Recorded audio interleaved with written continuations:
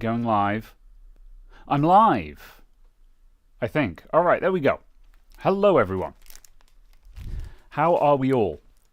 Caradog is running late, so he's not here yet. I think I'm here. Yeah.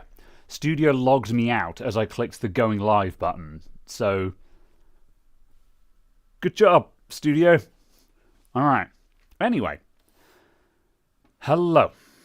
Hello, Adamant, and your sidekick. Cider is good. Yeah, the cider's still in the fridge. I will get it out soon, and then the cider will be my sidekick today. So, yes.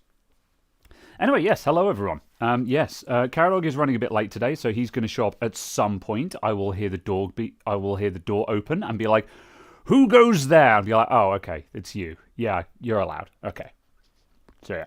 New desk is looking good. It is. I've been enjoying it all week. So, yes. Probably go a bit lower later on and sit down. However, my leg is doing a flare-up, so I'm standing. So, yes. What's up with Kingston and Corsair? It's a crucial, but yeah, I'm doing a data transfer to this laptop, and I just haven't moved it all off the table. I was like, I guess I'll just have that ticking over in the background, mysteriously. Thank you for reminding me to keep going with it. Anyway, right. Desk limber competition when? Oh no, not with my hacking leg. Did Nightbot die? Maybe. There it goes. It's just delayed, I think. So, yeah. Right, anyway, I'm here, and Caradog will be here soon. I'll level with you guys. I don't have anything lined up for today, so I figured we'd see what chat comes up with for stuff. So, yes, prepare your questions. We will do Q&A and news and stuff like that, and see what comes along. And you never know, Caradog might show up with content. I have not asked him to, but sometimes he randomly does. So, yeah. Spectre says, got a power supply question. Is it normal for a click once when the PC powers on? Yeah, a lot of power supplies will have like a mechanical relay in, and the mechanical relay is what you're hearing when the click comes on or off. Higher end power supplies or higher power supplies, like high wattage ones, tend to have a mechanical relay in them. Smaller power supplies, they just use like an electronic relay or something like that you won't hear. But yeah, quite normal. Totally normal. So yes. AsRock X3D controversy. I'll level with you. I have not been keeping track with it. I know Gamers Nexus put out a video about it, but I've not been keeping track with it, so I don't actually know where we're up to with that, to be honest. So yeah. We happy with the new desk, or do you wish it was longer? I mean, I like 2 meter long desks. However, 180 centimeters is kind of as long as you can go without getting some kind of mega long desk. Like, FlexiSpot do have, like, big long desks, but you have to go onto, like, the L-shaped desks and stuff like that. I don't know why. Apparently 180 centimeters is just where they draw the line for desks in general. But this is only 20 centimeters shorter than the old desk. And this monitor here, I've got that on an arm mount, so it's overhanging off the end of the desk. And this monitor just got a bit bigger, so like actual space for space, and because it's so much deeper, we've got about the same amount of space as we had before anyway. So, yeah. So, yes. Let's see. 9060 XT at MSRP. Is it out yet? I can't remember. I can't remember when the 9060 actually releases. I'm going to check. Scan.co.uk are always good for baseline stuff. 9060 XT. Does it exist? It's got listings on Scan, but it's not out yet. Notify me when available. No prices available, so don't know. I'm not sure. I think we're going to see them for. I think we're going to see them for pretty close to MSRP, at least in the UK and Europe, because like the 9070 XT, there are versions of that available at pretty dang close. Like, if we check how the 9070 XT is doing at this week, because, you know, I'm kind of keeping tabs on that just for posterity's sake, just to keep just to keep my finger on the pulse. Price low to high. So stock is a bit shaky at the moment. However, Scan have an XFX 9070 XT for £660. They've got listings for the Sapphire and Power Color ones at $660 as well, and they've got a refurbished one at $645. So and I think 600 is the MSRP in the UK, if my memory serves me. So it's 60 quid over MSRP, which again at this value, at this price point, that's not devastating. Like, don't get me wrong, it's not on MSRP, but considering the state of the market, it's not terrible. So fine, basically. So yeah, I think the 9060 is going to be okay. So yeah, Caradog is on his way. He'll be here soon, TM. So yes. Let's see. How about your opinion on fan configuration in an Antex C8 with an air cooler? So basically 3 side fans, 3 bottom, 3 top, and 1 rear. How would you have them set up? So personally, I would be... I would have 3... that's too many fans in my opinion. I would just take 6 fans is enough, man. I would just put 6 at the bottom and 6 at the top and be done with it. Or if you've got if you've got the side ones, I would have a side intake and top exhaust and forego the bottom. I guess if you wanted all of them in there just to fill out the case kind of thing, I would go bottom intake, side intake, top exhaust, ditch the rear fan. Is what I would do there. Maybe have the rear exhaust. However, I know Jay's 2 Cents has been doing a lot of tinkering with this lately.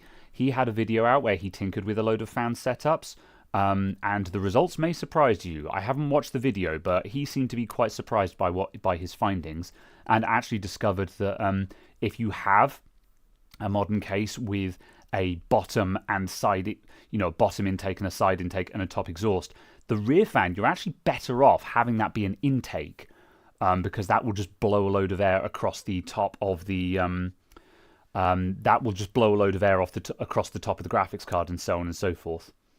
So yeah, is supercharging 2.0 a thing? I don't know what that is. Are you charging a phone? Are you charging a car? What is that?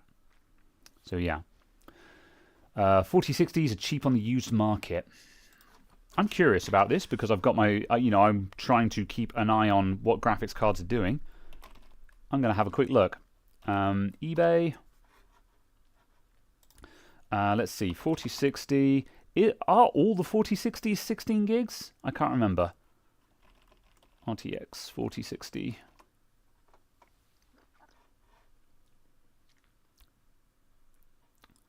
Ba, ba, ba, ba, ba.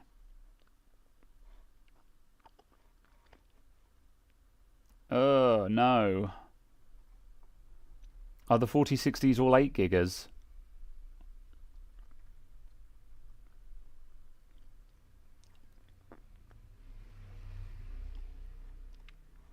Yeah, I'm not seeing a 4060 16 gig. Memory size 16 gigs in computer parts and components. The TI is available in 16 gig. The non-TI I'm not seeing. Yeah, 4060 is an 8 gig. See, like, to be honest, that's an instant deal breaker as far as I'm concerned. I would not buy this card. So yeah, looks like you can find them for. Looks like you can find them. There's one on eBay for 220 at the moment. They vary quite a lot. 220, 250 pounds on eBay. But again, the problem is it's an 8 gig card, which means it's going to age horribly. How does it compare versus the 6700 XT is the question, I suppose. I'm going to quickly look it up. I go there because I am allowed. Hello. Caradog has just stormed in very loudly. Gamers Nexus 4060 8 gig. I'm going to look up the review. I'm curious. The answer is no. I know. I will shame you. I know. Thank you. I know. However, I just want to. No, you only if you ask nicely. I'm entertaining the question. I've already said, you know, like 8 gig is a hard no, but let's see.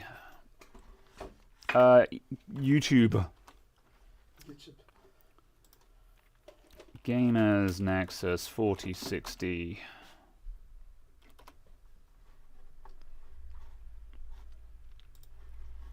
Right. Okay, right. How does it compare? That was such a disappointed face. I was just like, there we go. There is the review. Oh, the 40. Oh, yeah. Well, the 4060 vanilla is 6700 XT. Why is it on some charts but not others? 66. Where's the 6700 XT? It looks like it maybe trades with a. Oh no! So the 4060 generally loses to a 6700 XT, and the 6700 XT costs the same amount secondhand and has more VRAM. It's a 12 gig card instead of an 8 gig card, which also means it's going to age better. So unless you really want ray tracing, no, basically. Ray tracing you can't use because of a lack of VRAM. Yeah, and the ray tracing isn't going to be very good because you've only got 8 gigs of VRAM.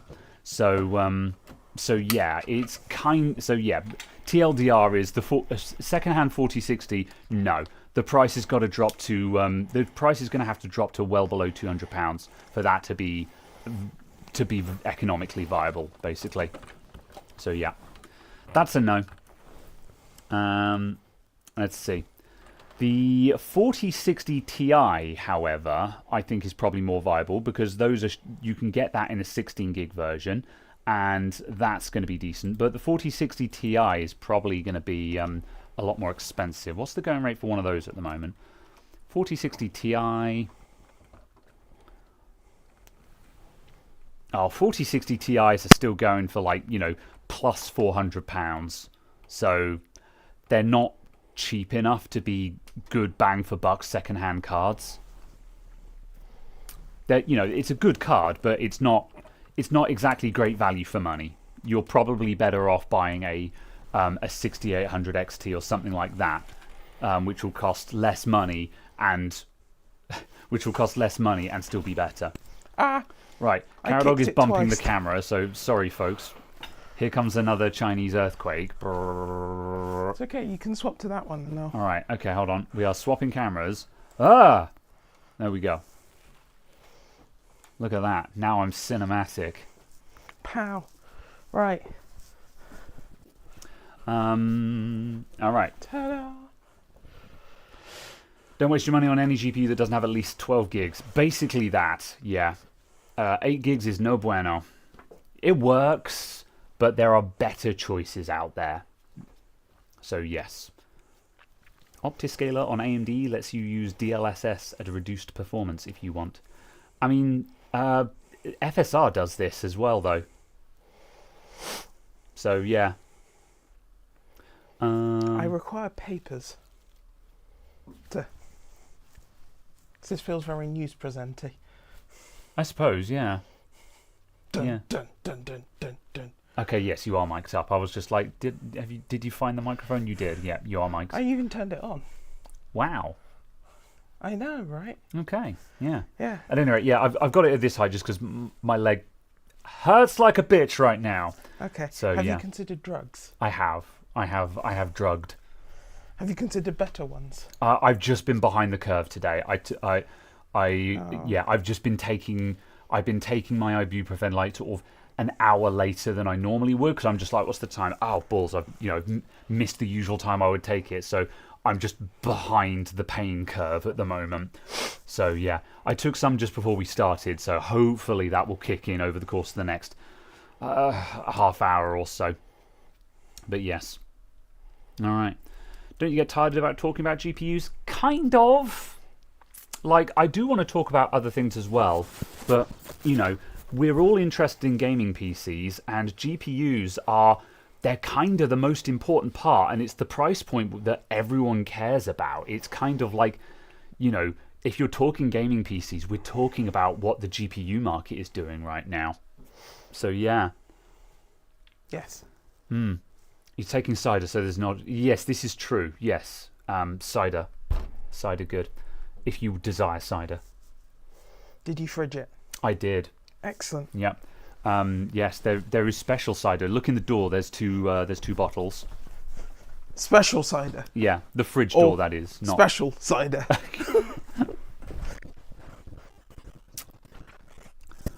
I hear alcohol and ibuprofen go together great. Probably. So, yeah.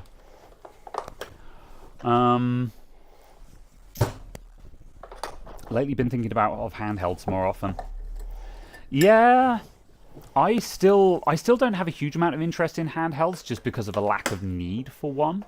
But I like the emerging market for handhelds. I wish I had a use for a handheld.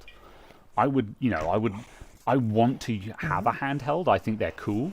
I really like the Steam Deck. I want to buy a Steam Deck, but if I bought one, it would sit on my desk unused. I would never use it. So, yeah. So that's the problem there. That much being said, yeah, SteamOS is exciting at the moment. So yes, these were gifts from our friend. Oh no! Yeah, danger close. Our friend MCB, who swung by with his PC earlier on today. Excellent. They're still alive. Yes. Congrats. Yep. They're alive and doing well. Their PC is getting old. Yes. They still have a Skylake and a 1070. Yes. And I was like, you should probably buy a new PC. And he's just like, yeah. Yeah. Yeah. Yeah. So yeah. I haven't spoken to him in a hot minute. Yeah, he's doing all right though. Yes. But good. Yes. Yes. Do you have a preference? They're both pretty similar. One's one's The a 6, Smuggler. one's a 6.8. So yeah. The Smuggler and the Hurdle Maker. The Hurdle Maker. Is this someone who successfully jumps over a hurdle without stacking it or something? It's a person with a cutty thing, and he weaves. Is that like a little palisade fence type thing? Yeah. What's a hurdle in like Old English, like countryside farming type thing? It's one of them fences. Yeah, hold on. You know when you get the trees and you... Hold on, let's turn on the... Don't turn it on. Okay. Yeah. Now turn it on. Okay, I will position it. You're no fun. Alright, we're going to turn it on directly at your face. Caradog jump scare.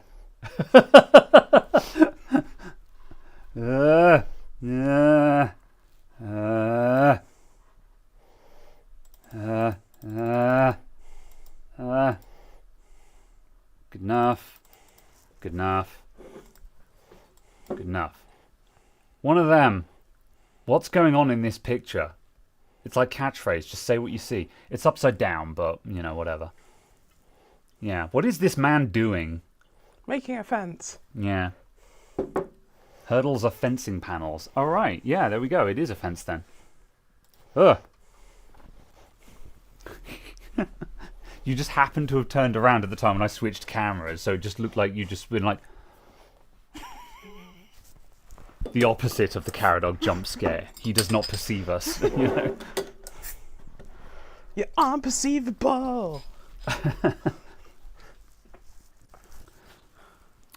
All right. Do you have a preference? No. Okay. But I was also going to grab a glass. Oh, okay. Yeah. Yeah. Grab a glass and yeah. There is one more clean plastic one there. I say clean. It's covered in spots because our water is 50% rocks by volume, but I have a solution for that. High pressure carbon filters. maybe. At any rate, yes. Yeah, if you pour out half pint of each of them or something. Okay. Right. Anyone know if they changed Apple's next software update from 19 to ISO 26? Changing I'd to heard that 26 this kind of makes sense. Yeah, I'd heard that they'd done this. That they, I think they just. I'd heard about this that they had jumped the macOS version. The next macOS version is going to be 26, to be released at the end of the year. So at the end of the year, the new version of macOS will be macOS 26, leading into the year 2026. Yes.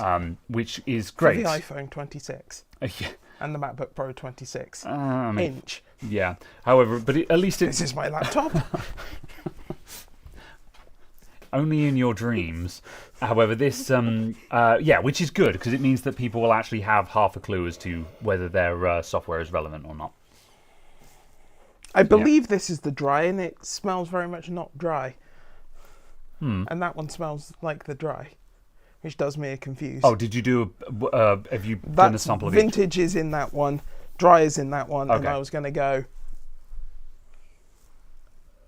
Okay, we're going to do we're doing fancy cider tasting. Ah, yes. That's actually dry. Yeah, and that tastes like a vintage. That's very nice. That's quite bright. Now we pull out all of our fancy words, like bright and floral and sparkling. Effervescent. Yeah. Graham, I'm getting into vanilla. Caradog, I'm getting pitched. If you're getting vanilla out of your cider, there's possibly problems. Yeah, that's jolly nice for a summer's day, that one. I think the fact that I actually remembered to put them in the fridge helps. I think I'm glad that the summer's here. The reason why I normally don't bother is I don't want to drink cold drinks in the dead of winter because I am the chilly boy. However, now it's actually summer, it's nice to enjoy a cold one, you know? Enriched by our own Dorset apples, our crafted ciders reveal delightful, refreshing fruitiness, coldly fermented, exposing their natural yeast and sugars. The hurdle maker. In the woods of the chase, the hurdle maker knows his place. From dawn to dusk, a billhook in hand, turning out hazel hurdles from the land. Vintage like his craft, this champion hurdle maker will forever last. I think that was supposed to be one last. Vintage like his craft, this champion hurdle maker will forever last.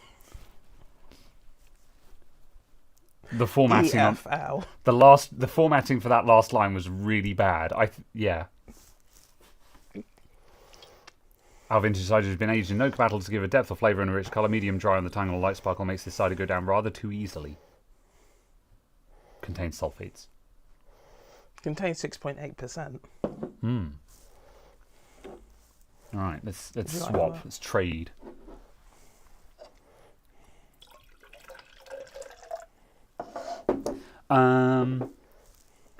Taste of apples. This is true. No ice cream in the winter. No, absolutely not. Oh, you're right. That does smell dry.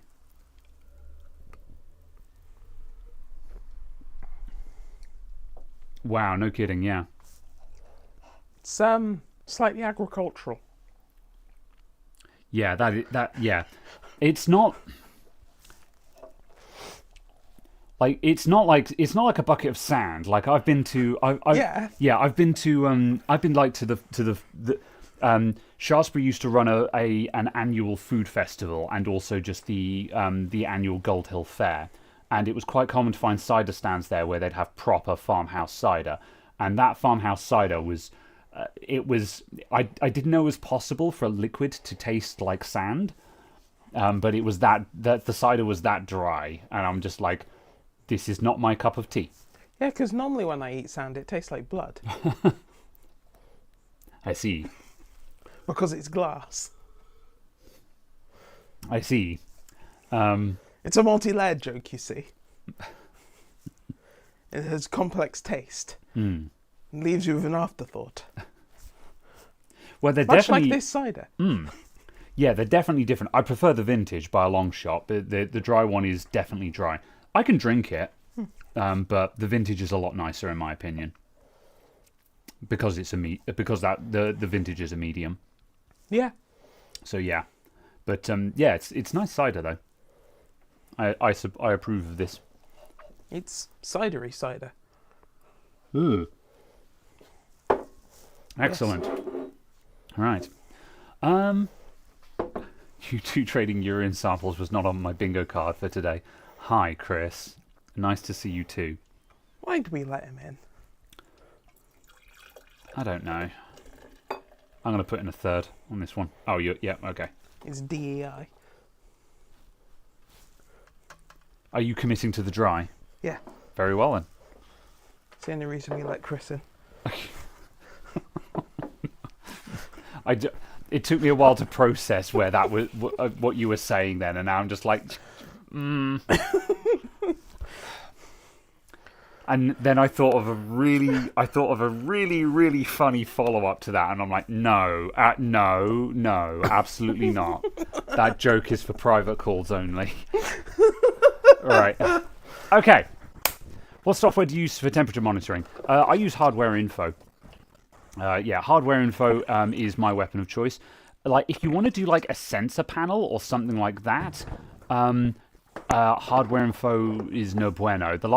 I've only built a sensor panel once, and I used Ada64 on that, but Ada64 isn't free, and it was fine. I didn't like it very much, but it did the job. So yeah, for my PC at home, I use NZXT Cam, which is not particularly accurate, but for a sensor panel is good enough, kind of thing, you know. But yeah, if you're just simply Surely it not being accurate makes it entirely useless for a sensor panel. well, by accurate I mean like it's showing you like average core temperature and stuff like that, you know.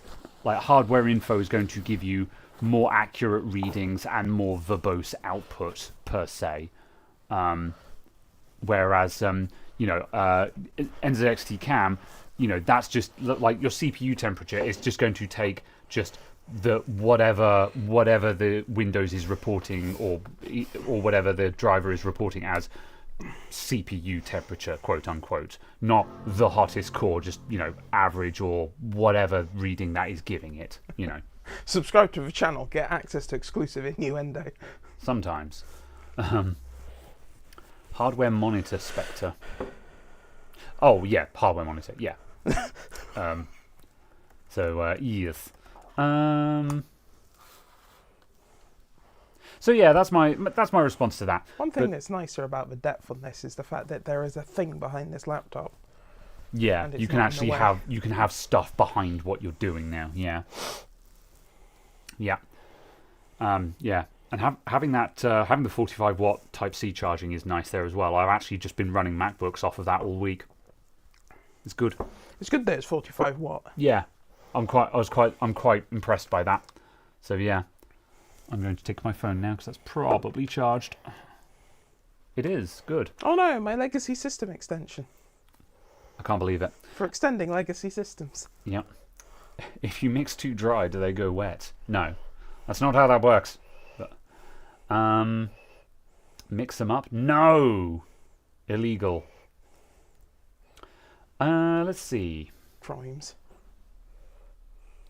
Budget upgrades. Upgraded from a 2600 to a 5600X. That's a big upgrade. Yeah, you're gonna feel that. Yeah. And yeah, 5600X and 7800X 3D is also most excellent at the moment. What's the price of the 7800X 3D doing at the moment? Last I saw was 270, 280. Is that sort of AliExpress region. or Amazon? eBay ones. Oh right, yeah, yeah. 7800X 3D is on Amazon for 360 quiz. So 7800X 3D. Yeah. Oh. Yeah, AliExpress 275. Yeah. So yeah, it looks like 270, 275 is possible. And I'm assuming that the 9800X3D hasn't really hit AliExpress yet. It's gone back up in price. Yeah. Amazon for a 9800X3D is 445. 9800X3D. They seem to swing wildly between like 400 and 900 pounds. Yeah, they're not cheap on AliExpress yet. So yeah, 7800X3D is probably your best bang for buck high performance CPU at the moment. Yeah, You know, the one that's going to give you almost maximum gaming performance without while staying sub 300. Yeah, it's 20. It's about a 20% difference. The AliExpress one, add it to your cart and go to checkout, and it takes another 50 quid off. You know what? I'll put that to the test. I'm not going to buy it because I don't need one. Aren't you though? No, because if I start building a system like that, it's going to be a £1,000 computer, and £1,000 PCs don't sell. You know, that's the frustrating thing. I'd love to do that, but it won't sell. I'm not signed in. Let's sign in and see if anything else happens there. So far, it has not given me another 50 quid discount. The answer to that, JD, is too much, because they're going for currency. Ow.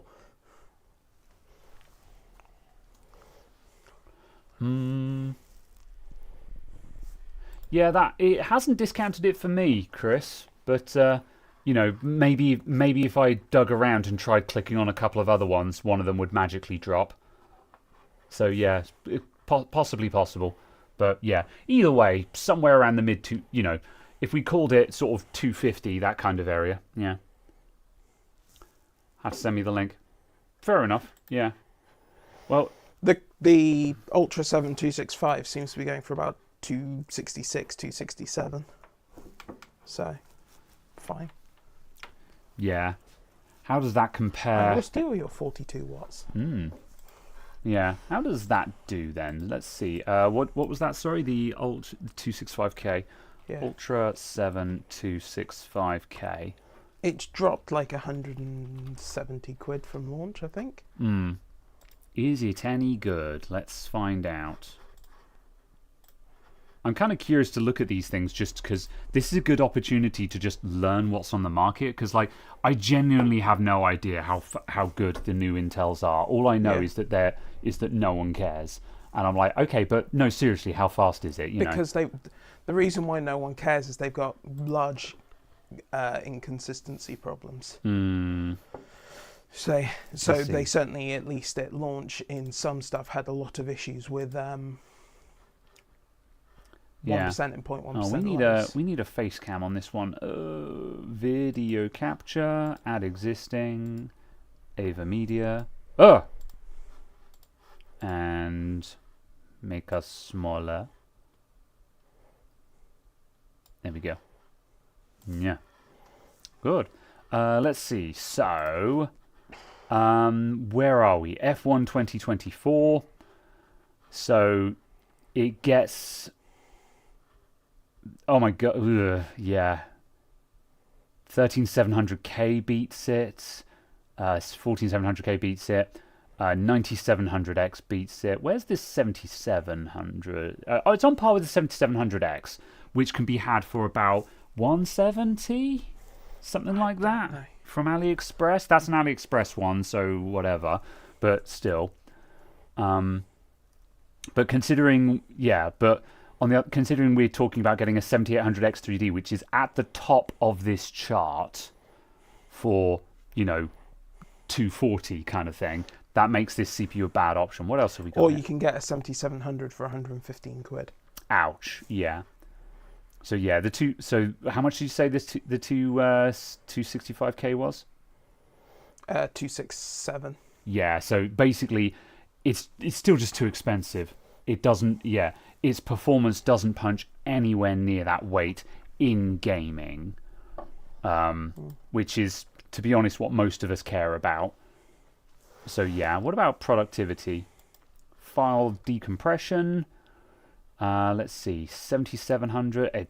Yeah, it's better. Yeah, not bad. What else have we got? Compression. 7700 is down there. So yeah, productivity is not bad. Starfield CPU. They got anything up? Blender 3D rendering. That's something, I guess. Does pretty well in Blender. Yeah, it's not bad in productivity. Oh yeah. But on the other hand, though, again, you know, the price point is basically against a 7800X 3D. And granted, the 7800X 3D isn't super hot for productivity. So, yeah, if you're doing productivity, it's viable. If you're building a super-powered office box, it's viable. But if you're building a gaming PC, no, just no, basically. Yeah, I would contend if you're building a super-powered office box, you wouldn't even build the 265. Because that's the i7, you'd build the i5. Yeah, I suppose. Which is the 245. Yeah, but like if you want like compiling and stuff like that. Oh, then you'd build the i9 because you're going to use every thread. I guess. But if you're on a budget, Oh, you God, know, the let's pretend that you're a software engineer and you're in university and you can't afford an i9, but you still want something that's not bollocks. That's the point where something like this would actually start coming into play, I think.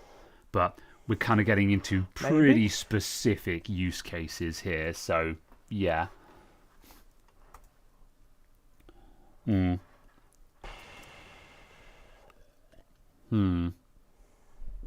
For Intel, you need new test, BIOS improvement. I've fixed quite a few things. Okay, yeah. Jason Budney says BIOS improvements are improving things. Yeah, it was about 6%. Oh, that's not bad, yeah. Like, that's not enough to really move the needle in a meaningful amount. You need a 10% improvement to really move the needle. But 6% from a BIOS update is pretty impressive. So, yeah, that's certainly... That's what it was. Yeah, that's nothing to sniff at, yeah. And also, wouldn't buy Arrow Lake because the platform is so short-lived. Yeah, hey-ho, new Intel chipset new Intel socket is nigh. So, yeah, I think that's the other reason why I find it almost impossible to recommend Intel to anyone. Because they're, you know, like, I know everyone's just like, oh, you know, no one updates their CPU. I don't know, I disagree. I think no one updates their... It's not even that. It's the fact that you can buy a B650, which is the previous generation board, and put a 9800X 3D in it. Yeah, see that is part of it. Yeah, you can buy you can buy an older board for a newer CPU, so that's good. Yeah. But also, just I think one of the reasons why no one updates their CPU is because until recent times, like basically until late stage AM4, there's not been an option of doing CPU upgrades in any meaningful way, because you know. The early AM4 boards, as we've discussed before, the early AM4 boards were kind of lame, which meant that anyone with early AM4 boards wanted to upgrade their motherboard or didn't buy in early anyway. Yeah. Whereas right now, you know, a B650 board, that's going to see you for a long time. You know, I can see people with B650s doing CPU changes. You know, like I went into AM5 with a 7800X 3D, but like I could see myself upgrading that to whatever the next AMD generation will be. Yeah. You know, now granted, I'm a power user and I'm looking for that more power, but that's a thing that I would likely do. And also, you know, right now it's really cheap to build a B650 motherboard with a 7500F in it, which is you know, that gets you onto an AM5 platform really, really cheap. And then when you've got more money, you can go and buy the big 9800X 3D CPU for it. And because you only paid like 120 quid for your 7500F, that's not a king's ransom to just write that off and just sell it as a secondhand CPU. Yeah, or if you're remotely paying attention, just buy a 7700 for basically 150. Yeah, the 7700 does regularly drop to similar pricing, yeah. Yeah. So, yeah. Yeah. So yeah, 245K is a great CPU. Does well in gaming. Whips AMD in production work. So yeah, in production work, yeah. Yeah, but it's also 240 quid versus a £115 processor. Oh, that's yeah. If it's- faster than it in gaming. Yeah. So it's like, yes, I can pay double the price for my CPU and get worse gaming performance for a gaming PC. Yeah. No. That's the thing. It's just the CPUs work, but you have to be in very specific situations for them to work. And even then, the price point is just we're having to come up with this, okay, you're a student software engineer excuse. And that's just to make the price make sense at all. Before we even talk about whether it's actually good bang for buck, that makes it not a bad deal, you know. Yeah. That's the problem. If you were hell bent on buying Intel because for some reason you just didn't want to buy anything else, you can buy i12 600, 600K, 600KFs for 130, 140 pound. Yeah. So buying 12th gen is an option. Yeah. I'm intrigued by a couple of these. I only hear someone apparently selling a 12600K for £100. Oh, yeah. Because I'm kind of tempted to build a second-hand Intel rig at some point just so I can use up that sodding cooler that I've got that only has the Intel thing. What was the B chipset for the 12600? Was it the B660? One sec. B660 chipset. Yes. Yeah. Yeah, Alder Lake. Right, so how much... Oh, how much is the cheapest B660 board? Lowest. Or B760. Oh yeah, £85. Yeah. Fair enough. And you can use up DDR4 on it. Yeah. When is AM4 Plus or AM5 Plus or AM6 coming out? I don't think AMD are doing the whole plus thing anymore. I think that's, at the moment, I think that's dead. AM3 Plus was the only time they did that, if my memory serves me. I don't think there was an AM2 Plus, was there? But not that I know of. Yeah. Was there anything like FM8 or 4 or 4.5? No, that socket was a bit of an oddball, short-lived one. I'm not talking about the number of flops, I mean. Yeah. So yeah, AM6, don't know, because AM5, the official support for that, didn't we were talking about this last week, and didn't you say like the official AM5 support was like 2026 or something? Yeah, I think that's what they have like officially committed to. Yeah. But they've also committed to Zen 6 being on it. Okay. So either that means Zen 6 is launching in the next 7 months. Yeah. Or it's got more, or it's got longer support. Yeah. So we're not expecting an AM6 for at least, like, even if we pretended that AMD were rushing it out the door, 18 months. You know. The earliest I can see it being announced would be. You pushed buttons. Shh. Which Push one the is standing it? one. Yeah. The earliest I could see it being announced would be CES. Announced at CES, which will be January. Yeah. And then release for like March or something. That's the earliest I could see that happening. Yeah. But it would have leaked out the wazoo before now. Yeah. And it hasn't yet. Yeah, and so given that we're going to get another Zen generation on AM5, AM5 is still going strong into the TLDR, and even if AM6 rolls around, we're probably still going to see additional AM5 CPUs get released, just like AM4 CPUs kept getting released. Oh yeah, we'll probably see a 9500 at some point. Yeah. So AM5 still a very solid we've still got an entire APU generation to come out on it as well. Yeah, for the 10 people who care about those. But, you know, moving on. I hear they're getting up to a 1060 levels of performance now, you know. Oh, the desktop ones, yeah. Yeah. No, because Strix Halo, the APU, is up to like 3060 Ti. Oh, really? Oh, interesting. Fair enough. Yeah. But that's also like this big Ah. instead of this big. Yeah. I Very think. well. I can't remember. It might have been 4060. I can't remember. Yeah. Issue with AM5s uses a crappy I/O die IMC on the CPU package. Cool. And Yeah. it's still faster than the Intel option and Yeah. cheaper. I was just going to say, like, yeah, This was the Intel. same circular conversation we had last week. Just going to say, I seem to remember we did this last week. So, yeah, it's just like, the AMD chips, they can't, realistically, they top out at 6,000 megatransfers unless you're going to do very exotic things with your timings. But they do that and they still go faster than the Intel chips. So unless you're in very, very memory intensive applications, which very few people are, it doesn't matter. So yeah. Yeah, Strix Halo desktops are going to be awesome. Yeah. There's been zero actual evidence that we're going to see them on desktop. Yeah. Just because the chip is bigger than the current socket. There's some weird ass like small form factor boxes that have come out. Yeah, and, you'll get them as the machines BGA devices. Yeah. There's some. I just don't count that as DIY desktop. It's not a socketable CPU that you would put in a traditional gaming PC. Yeah. Intel Cope, sponsored by User Benchmark. Yeah.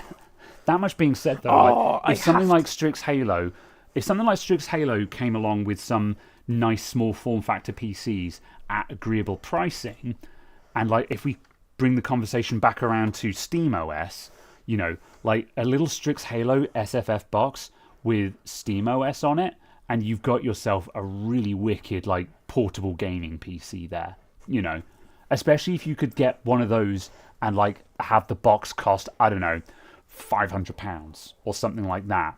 Suddenly you've got an awesome bang for buck PC console that would be ideal for kids who want their first gaming PC, and you get all the advantages of a gaming PC without the high entry price. Caradog has got User Benchmark up. Tell me what you're looking at.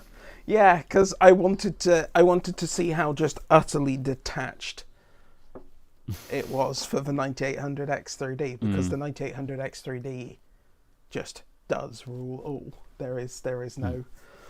There is no way that you refactor your testing or anything other than just flat up lying. Yeah. And it's like, the 9800X3D, blah, blah, blah, is really bad at gaming, blah, blah, blah, blah, blah. The 14600K is faster in all games. It's not, though. Just like, what test were you running? They were running gaming at 4K with like a 1030. Probably. Yeah. Because they're like, all this testing done by those YouTube shills at 1080p with a 4090 is all fake. And I'm like, how else do you remove a GPU bottleneck? That's it. So what he's done is imbecile. He's tinkered with his setup until he's found a particular wacky, bizarro, nonsense configuration that gave him the answer, that gave him the result he wanted to see. Yeah, the 14600K was the fastest gaming processor. Yeah, but that was on a configuration that just doesn't make any remote sense. Like with a 1030, a configuration that makes zero sense. So yeah, I watched a video a while back that was talking about just the User Benchmark guy's descent into madness, and yeah, it was kind of interesting because it said how it started off as this incredibly useful resource for comparing products and stuff, and then it just kind of explained how he just slowly seemed to just go completely insane in ways that don't make any sense. Like he's not even an Intel shill, because the Intel Reddit hates him as much as everyone else does. Intel the company have tried to cut him off. Yeah, and it's bizarre. He's not okay. Like he literally needs an intervention. It's wacky. With the stock settings, you basically can't do anything on the 9800X3D. On the other hand, once you spend ages changing the voltages, it's much better. What? I don't know what point you're trying to make there. The 7800X 3D doesn't require you to make lots of changes in the BIOS, therefore Intel is better because you have to fiddle with it.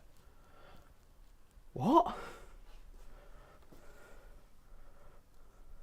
Sorry, I'm trying to understand. Yes. I started looking, and my brain got locked between two gears of look at this and try to understand, and no, move on. So yeah. But also, we had this conversation last week, so I'm just like, no, we're moving on. Like, there's no planet where you do not beat the X3D CPUs. That's not a fight you win. Unless you actually release something that's faster. Yeah, you don't beat an X3D CPU in gaming.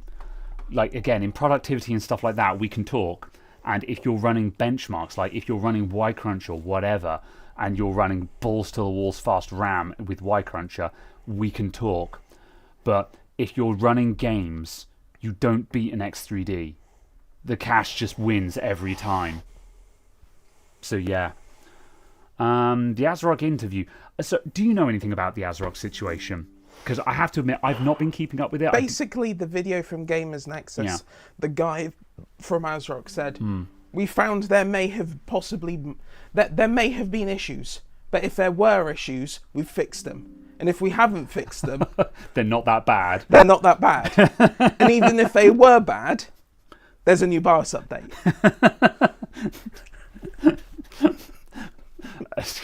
Outstanding. And even if a new BIOS update doesn't fix it, we've not found any of our motherboards to be faulty.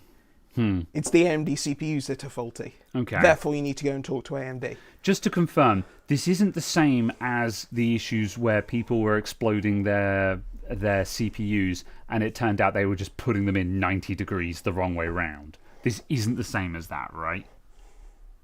Because I know when I can't remember if it was the 7800X3D or the 9800X3D, but there was a big hoo-ha over people exploding their CPUs. And when like BuildZoid looked into it, he was just like, look, they clearly put the CPU in the wrong way round. This takes a 40-minute video. Yes. That was also my impression of BuildZoid. So yeah. I thought it was your impression of Steve from Gamers Nexus. No. Okay. Well, BuildZoid would still take 40 minutes to... No, he didn't. He took like 13 minutes, but yeah. But I love you, BuildZoid. You're cool. Best wishes for stuff, you know. But no. Apparently it's doing an explode. Unfortunate. Like those Asus boards that one time. I hate it when that happens. Yeah. Yeah. Fair enough. Okay. And basically it's a case of... there seems to be a reasonably high number of AMD CPUs that are dying in AsRock boards. And it's a case of, don't know, not a clue, because purely based on the statements that AsRock have made, they have received those from some people, the CPU and the motherboard, from some people, and they said when they removed junk from the socket, the motherboard then started working again. And I'm like, okay, but I don't understand how that explains all these Reddit posts.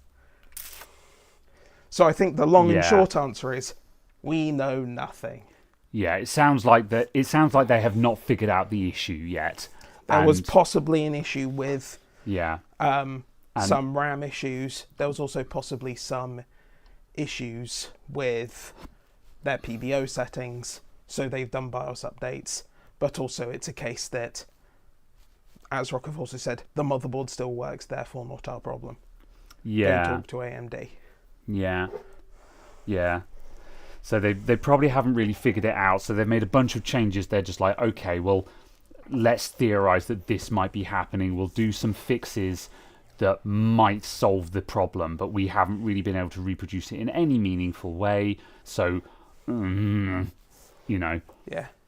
So yeah, but of course this is the issue that I was referring to, where people were putting the CPU in the wrong way around. There were only count on one hand number of instances of that. So for that, you could 100% believe that that's just user error, skill issue, put the CPU in the wrong way around, which I've seen people do. Like people have brought in, I've seen computers come into my shop where you can see that the CPU was initially put in the wrong way round, so that's and real. The floppy connector was put in the fan header. Exactly. However, if you've got pages of Reddit posts of people reporting the same problem, then yeah, maybe there's actually a real issue there. So yeah. Yeah. So yes, that's fair.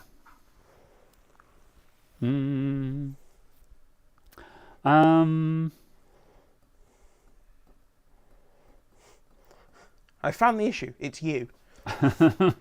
And see, what you need to do to fix your problem, Mr. Customer, is you need to buy our Premium Plus warranty service.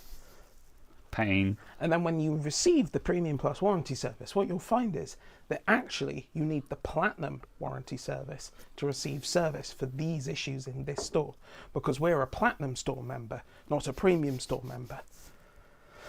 But then when you bought that, you realise that actually to receive it back within the next 16 months, you need the Premium Plus fast return service for only an additional $174.44 per month.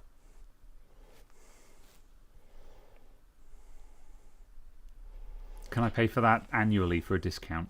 Yes, you will receive a 2.5% discount off of your first payment. Thank you. I see. Yeah. Okay. So yeah. You were. That was an exceptional delivery. Anyway. Oh, sigh.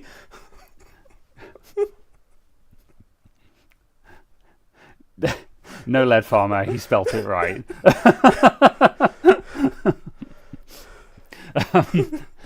Anyway. So, yeah. So the problem is, whenever stuff like this happens, though, just the well of discussion is poisoned by issues of user error, because even if there is a problem with the AsRock board, there is going to be a percentage of those issues that are just people putting their CPU in backwards. And so, yeah, that poisons the well of discussion. But yeah, if there's if there's enough smoke, then there's got to be some fire somewhere, It doesn't have to be. Smoke doesn't solely come from fire. It also comes from smouldering, scorching, burning, arcing, yes, general carbonisation. None of which are desirable in your CPU socket. Just like the 2x6 connector. None of those were burning. They weren't rapidly oxidizing. They were merely in a state of thermal runaway. Pain. Which may or may not have caused other issues with low-quality third-party connectors. This is nothing to do with our connector. Our graphics cards are fine. Pay no attention to the 20 amps going down the 16-gauge wire. Thermal Runaway, great band name. But only if you play in venues without AC. Well then, low quality CPU socket. No, I don't think so. No, it's a riff on me saying low quality third party cables. Yeah, but also just as an interesting, if you if you had a really crappy AM4 socket, could that be causing problems? The AM4 sockets, as far as I'm aware, aren't made by any of the board manufacturers. Yeah. They're all made by Foxconn or Lopes. Yeah. And then supplied. Yeah, and they're probably good for like 300 watts or something like that.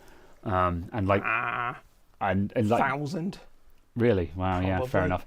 And also though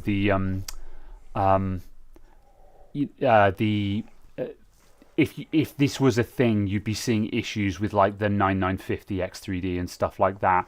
You'd be seeing problems with chips other than the 9800 X3D. Because if it was an issue with the socket, as far as I'm aware, it's only the 9800 X3D. Yeah.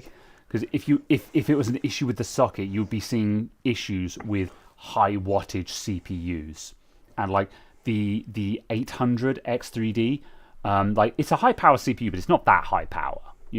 It's probably looking for 150 watts is my guess, which and that's not that much, you know. But it's also I'm going to check because I'm curious. Carry it's on. also a case that it might be some issue with specifically the X3D because of some way that it is floating a boost or something. Yeah, or the way just that boost voltage spikes and stuff. Yeah, so it's doing a really bad vid. Yeah. Let's see. Voltage, thermals, efficiency. What's the power draw? Just tell me the power draw.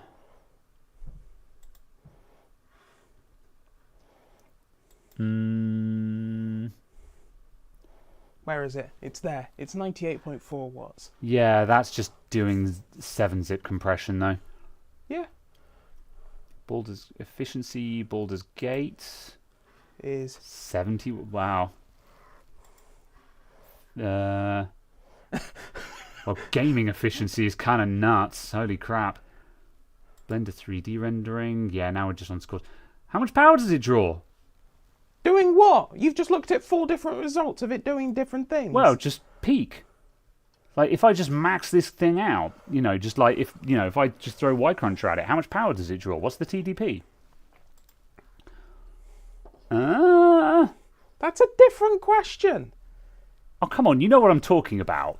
What's the maximum power that this CPU is designed to draw? CPU I think the comparison? maximum it's allowed to is 200. Yeah. Yeah. I mean, 200 is a reasonable number, but not devastating. Certainly not as soon as you compare it to Intel. Whatever. Okay, lost interest in that. 9800X3D overclocked to 5.7 gigahertz, 162 watts. Wow. Okay. Okay. Yeah. So it's not much. Yeah. Okay. At stock power, it's not. Yeah. At stock power, it's not looking for more than 150 watts, and that's worst case scenario. Then, like, there's no. Yeah, its PPT is 162 watts. Okay. Yeah. There you go. That's so, what I yeah. was looking for. Yeah. Oh God. However, in reality, it sounds like it uses a lot less than that, which is pretty good. I still want to do that only because I really enjoy building computers that annoy people. I really want. You know, we both know someone else that's like that, so be careful what you say. I really want to put a 9800X3D in a broken A620 board and just be like, see, it's compatible. I mean, the gaming performance of the CPU is not diminished. That's okay. You know what? I'd allow that. But it can only be built on a cardboard box. Yeah. That's an interesting kind of annoying computer because it does beg the question, how much can you cheap out on the Mobo? Or you know, putting like a 1600 AF into a ROG Crosshair 8. See, now you're just being that person that we both know who we're talking about. Do not. That's annoying. However, yeah, Si knows what we're talking about. Right. If you put 9800X3D into an A620, I will put a 9800X3D into you, Caradoc. Free CPUs! That also requires Chris to come down here. And I'm pretty sure he's under house arrest. Well, even if he's not under house arrest, all of his neighbours are under house arrest, which means they're all just waiting outside in the street. Something jab at Glasgow. Wait, no. Or is Chris Edham? I can't remember. Oh, no. You make him really sad by telling him that he lives in Edinburgh. Okay. I can never remember which way around it is. Yeah.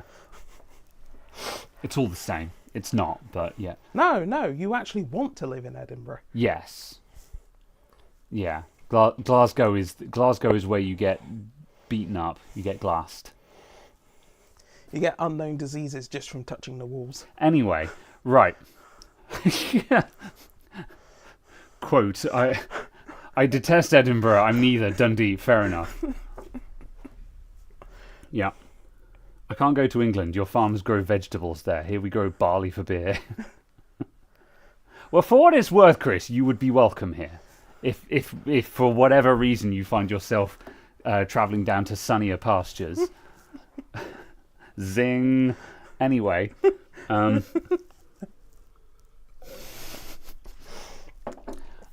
I'm picking violence today. Right, anyway. East Coast Ferry. Right, before we actually start a war in chat, I went to Glasgow and it was fantastic. You know what? I've got friends in Glasgow. They're lovely people. You're just really confused why they live in Glasgow. Yes. I think they are as well. I have to say, Glasgow's great when you're travelling on the motorway towards the airport. All right, we should probably talk about computers as well. You can lower the desk if you desire, by the way. No. Just like, just saying. This works. I'm kind of somewhat power stancing. What, because your elbow is like this? You're like, all right. Let's see. Lead Farmer says, Graham, you should try and flash a BIOS via TPM SPI headers. I bet that would get a lot of views. Lead Farmer, I watched the thread between you and TFT in the Discord with TFT trying to do that, and I was like, this is why I just desolder the chip. This is why I don't do in-circuit flashing. This is all the reasons why I refuse to learn in-circuit flashing. But at the same time, I do kind of want to learn it. So, yeah. So, just for the sake of conversation, because we don't actually have a topic here, let's talk about that. Did I bring up Discord? I did. Let's see. I'm just going to quickly bring up some stuff. Let's see. Was it in board repair or hardware? I unsubscribed from the channel. There it is. I've muted my own Discord. No. Well, I muted that thread because after a while, I was just like, okay, I'm kind of done here. I'm not planning to follow any further of this. I've seen enough. Right, hang on a sec. Where's the thing? All right, here's a thing. Let me just arrange. Oh, because I can't type, that's why. Brick B550. All right. OBS, desktop capture. All right, so. Oh, that's not going to work. No. We did this entirely so you wouldn't have Discord. Okay, hold on. Let me copy the image. Copy link. Copy link. And then open it in the browser. I'll open you in a browser in a minute. You can do. I exist online. What the hell? I just opened the chat. How are you so bad at this? Caradog, help me. Okay, there we go. I did it. All right. So this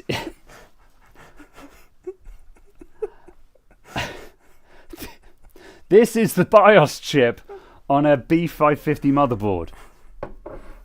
TFT and Lead Farmer were banging away at this all hailing week. So here's the thing. Would it not just been cheaper to have posted the board and dealt with round-trip delivery delay? No, TFT is in the colonies, so no. Not to you. Oh, I see. To someone who has the equipment to remove it. Maybe, actually, unironically. Fine. Anyway.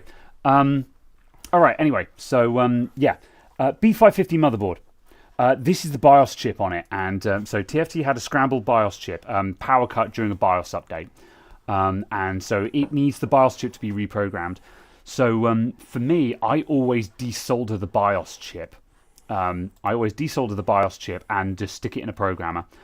Basically, Lead Farmer is suggesting you can, this pin header above it, labeled TPM, this goes directly onto the SPI bus, which connects into the BIOS chip. So you could reprogram the BIOS chip through these pin headers, which would save you from having to desolder the chip. So yeah, Lead Farmer was just like, you should make a video about doing that. And I've been thinking about it for a long time. But I saw a lot of faff and a lot of people having a terrible time. Was like, this is why I don't do that. However, Lead Farmer is saying, oh, thought it was an MSI board. Actually, it was an Asus. So yeah. I mean, maybe. TFT, you're floating around in chat. Yeah. Have you got the link to the cable that you bought for it? Because the problem is I don't have the cable. And if I bought the cable, I'd probably take a swing at it. So yeah, have to plug in power cords. Sometimes you power on and off and then detect and just... Oh, it sounds like such a faff. Oh my god, no. Just no. The answer is no. Yeah, like just immediately if you're the saying... tool doesn't work consistently. If you have to start doing a rain dance to make it work, then just suddenly like, breadboard jumper cables on Amazon. Let's have a look. Oh, okay. TFT says they got it in a bundle with a CH341A. Right, let's have a look. eBay. Let's recycle some of these tabs. Amazon. Dashboard. Breadboard jumper cables. Those are going to be the wrong pin pitch though, right? Because the DuPont wires are the wrong pin pitch, I thought. Because... Oh, have I just... yeah, I have just hacking... Hold on. Open link again. Yeah, because this is like 1.2 mil instead of 2 mil or something like that.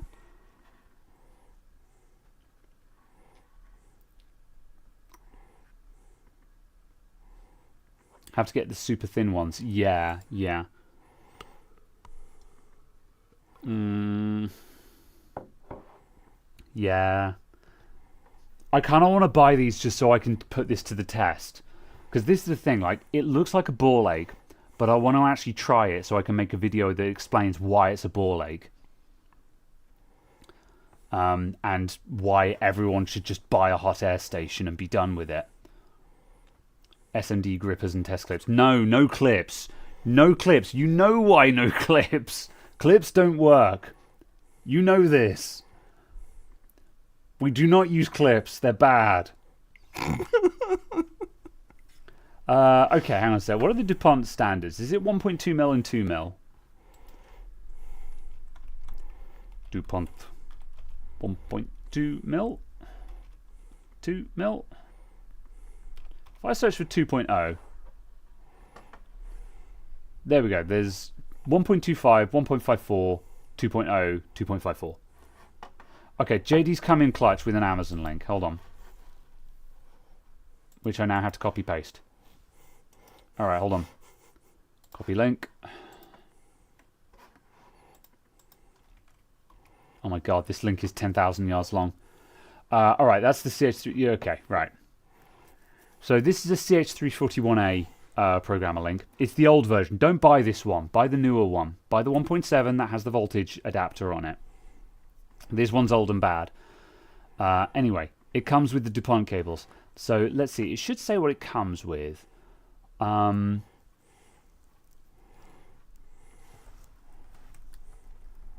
Oh, interesting. Okay, so it says it comes with 10 pieces male to female DuPont lines.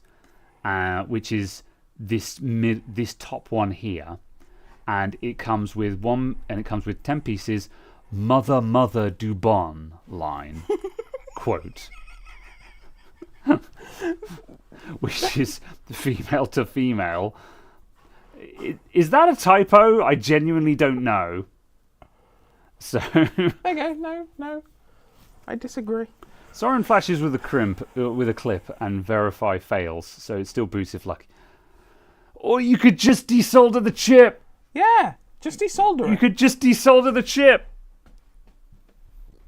I'm going to the screaming wall. Ah! Okay.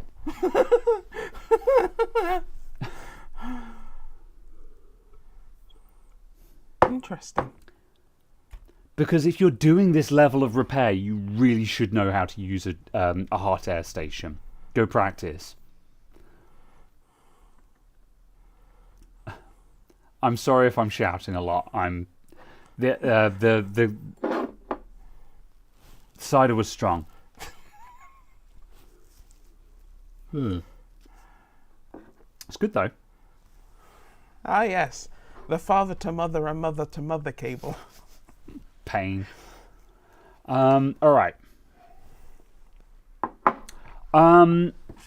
You posted a pic of the grippers in Tech Talk. Okay, I'm gonna have a look at the grippers. Let's have a look. Oh. Oh no, JD's. Oh JD's no. No! No. Lead Farmer, why are you like this? Like, don't get me wrong, these look really cool. But also, no. Like, how? No. How on earth are you going to get on? Those aren't hooks. You can't get onto those with hooks. Like, these are cool, don't get me wrong. They're really tiny little hooks. These are really cool, and I kind of want to buy some just because they look cool. But what planet are you going to hook those onto that? The ones where you solder them onto the leg? Hooked to TPM pins. Oh, okay, yeah. Okay, I can't. Yeah. I'll give you that one. Yeah. Try the pogo pins for that. Maybe. The problem with the pogo pins is you've got to hold it down.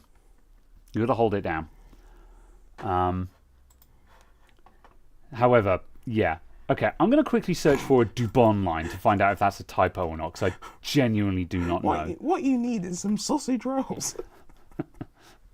Okay, I'm fairly sure that's a typo. Who doesn't love their Dubonbon? Yeah, I think those are the same size. It's just female to female and female to male. There are pogo pins with weights. Ugh. This sounds just like it's slowly getting more and more Jank. and more complicated when you could just desolder it. Also, that I need to quote Chris here. Mother, it's the Dubon line. Okay, no, seriously though. Right. Would you like a 7900 XT for £499? 7900 XT for how much? £499. It's a sapphire pulse as well. That sounds kind of tasty. I don't need one. But yeah, that sounds tasty. Parts People uses the weighted pins. Okay, yeah. Ooh. DuPont ones are 2.54. That's the standard one, yeah. All right, hang on a sec. Sorry. I'm going to focus for a sec. Sorry, the side has gone straight to my head. Minitam is actually coming in with useful chat here. Right, okay.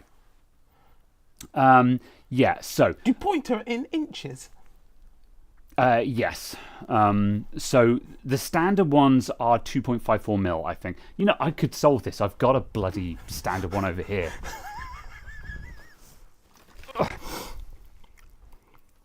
Who are you and what are you doing? Where is... Okay, right. Wow. We're going to face cam. I've decreed it so. Right. Right, here's a male to female DuPont cable. So this... I thought DuPont was a chemicals company. It is a brand. It's kind of like saying a Molex cable. Molex is a brand. DuPont, I believe, is a brand and who standardized... It's an American multinational chemical company. Yeah. That's why I'm confused. Ah! No, that's why I'm surprised. Just because they're known as a chemicals company. Right. So the ones I've got here are... Yeah, so these are 2.54 mil. Yeah, so this is the quote-unquote standard size DuPont cable, and it's 2.54 mil across. However, the motherboards have a smaller pin pitch, and so that smaller pin pitch must be the 1.27 mil version, which is why I can't get this onto a motherboard, because I've tried, and just the pins are too big, you just can't cram them all in. Oh no, it started happening. What? I have the AI overview on my Google searches now. Owned. Now get DuckDuckGo and never look back. If I get the AI overviews on DuckDuckGo, because you go into settings and then you say ask Hugging Chat. Well, you went, but you opted into that. I'm going to stab you with the calipers. It's okay. I upgrade to the box cutter. Joke's on you. You think that's sharp? No, but actually I changed the blade in that recently, so don't test it. Okay, right.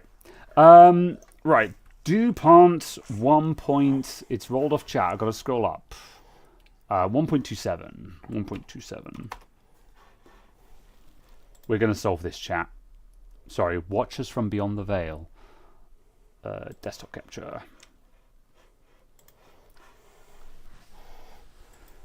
I don't need a meter of it. I don't know what is, JD. What is Firefox is a lot better than DuckDuckGo, apparently. But they're DuckDuckGo is a different search engine. things. Firefox. Unless we're talking about DuckDuckGo browser, and then I'm just like, yes. Yeah, no, I would not use the DuckDuckGo browser. Just set your search engine to DuckDuckGo. I like that I've just got a message from Chris on Discord, and all it says is, please stop. I have no idea what the context is. I don't know if he's talking about the stream, if he's replied to something else, but it's topical. Right, I'm scrolling through these eBay... Okay, we might have something here. DuPont wire. The eBay results were absolute nonsense. Multiple pin headers. They don't have different sizes, though. This is not it. DuPont. Come on. What the hell? Okay. Why does Amazon have better options here? They're going to be really expensive, but... I just want small DuPont wires.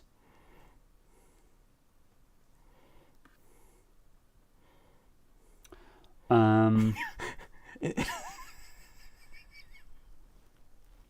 can get a DuPont chemical suit and a copy of Dark Waters from 2019. Okay. I mean, that's relevant because it's about DuPont.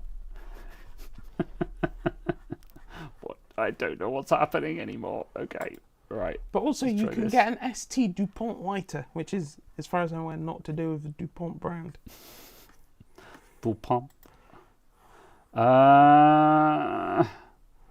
Pain. You can buy 1.27 female header and solder wires directly to it. That might be the way forward, but I need the header. I don't know what to search for. Someone who's not a pint deep, find this for me. Check image in Discord general. All right. We're going back to Discord chat. All right.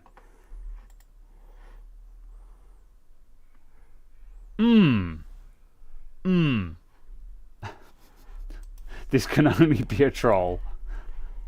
This can only be a troll. Well then. That is certainly our way. Are these the weighted ones? Because absolutely not. I refuse.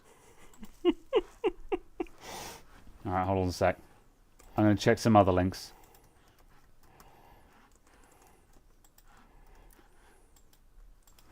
I've got some DMs and I'm going to check them. Oh, that can wait. I'm going to check these DMs. Unread, markers unread. Do you know if you hold down Alt and click, it will mark it as unread? Ah, I did not know that. Today I've learnt.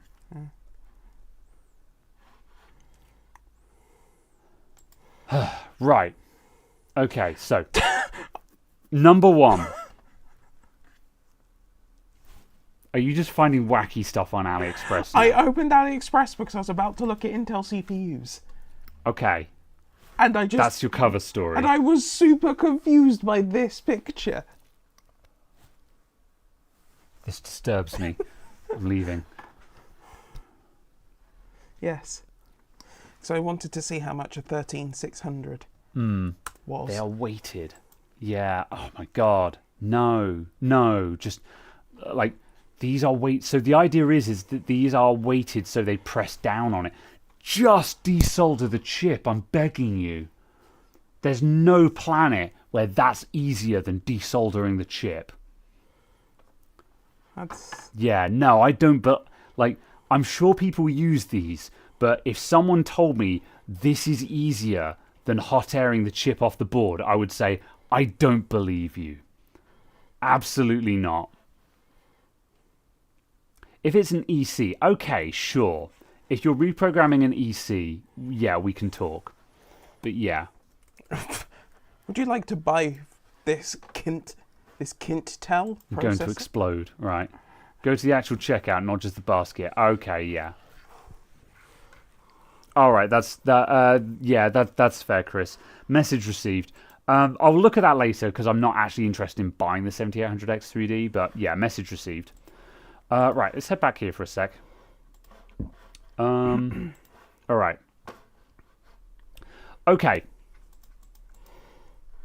I think I'm going to have to jury rig something. I've got to find something that's got the small size DuPont connector.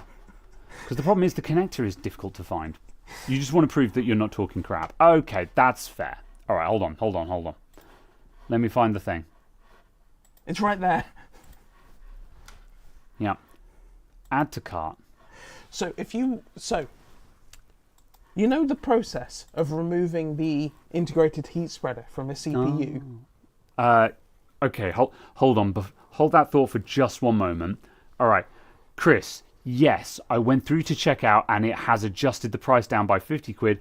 I have a 7800X3D in my cart at checkout for £230 delivered. That's good. That's pretty damn good. Like, that's a lot of CPU for £230. That's outstanding. Cool. All right. Pianov is here. Oh, God, it gets worse. Not because Pianov is here, but because of the state I'm in. Hi. Anyway, right, what were you going to say? I was going to say, so you know the process where you take that integrated heat spreader off of a CPU, right? Yes. And it has a name. You delid it. Yes. Yeah. But if you didn't want to call it that and instead wanted to call it the CPU cap opener tool. Okay.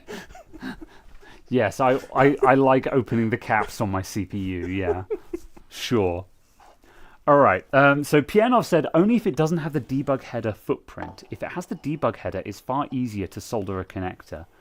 Yeah, that's fair. Yeah. So I'm sure there's a world where certain things are easier to solder a connector on, but yeah. Okay, right. I still need to find we're this far down the rabbit hole. I need to find the cable I need to reprogram a BIOS chip through the TPM header. We're committing. Yes, we're committing to this. Because we're sitting here talking shit about it, saying, just desolder the chip. I need to do this in action. I must see it for myself in order to truly understand it. Also, why are you still looking at this picture of this disturbing monkey? I will not elaborate. Anyway. JTAG to SWD cable, says Stefan. Okay. JTAG to SWD. Removing the integrated heat spreader. Oh yes, that's despreading. I'm leaving you to this shit show. Goodbye. Thanks, Si. I love you too. Catch you later.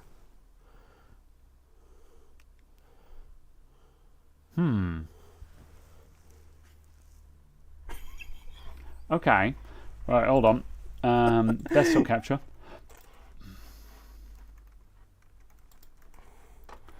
So, we've got that. Go away.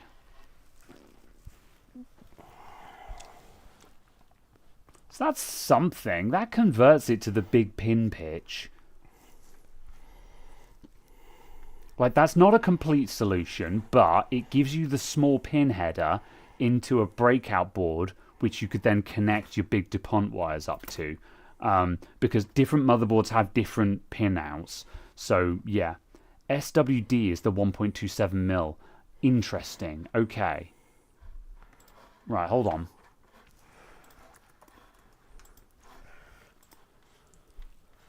Also, I'm just going to roll back a bit, just for people who are like, what the hell is anyone talking about? I'm just going to roll back to the original issue that I was trying to solve.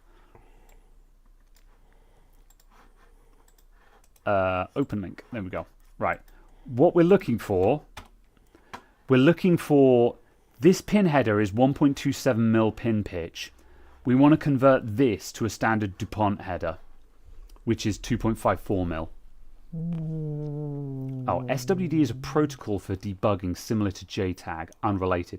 Okay, yeah. So this is kind of like an M.2 kind of dealio, where M.2 is connect. SWD is the protocol, so it's kind of like saying I have an NVMe connector. Yeah, I get it. However, yeah. I didn't explain that very well at all, but understood. Okay, right. Still. We're getting results, though. But, JTAG to SWD. What am I? Oh, that's 40 quid, so I'm not even going to entertain that. Isn't it 2 millimeters? You know what? We could make this a lot easier by getting a goddamn motherboard that has the connector on it.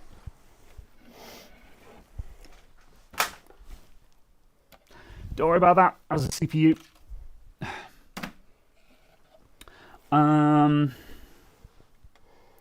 Does this have a JTAG on it? Where is the BIOS? I think it's under the thing. You sound concerned. Are you worried that I'm going down a rabbit hole now?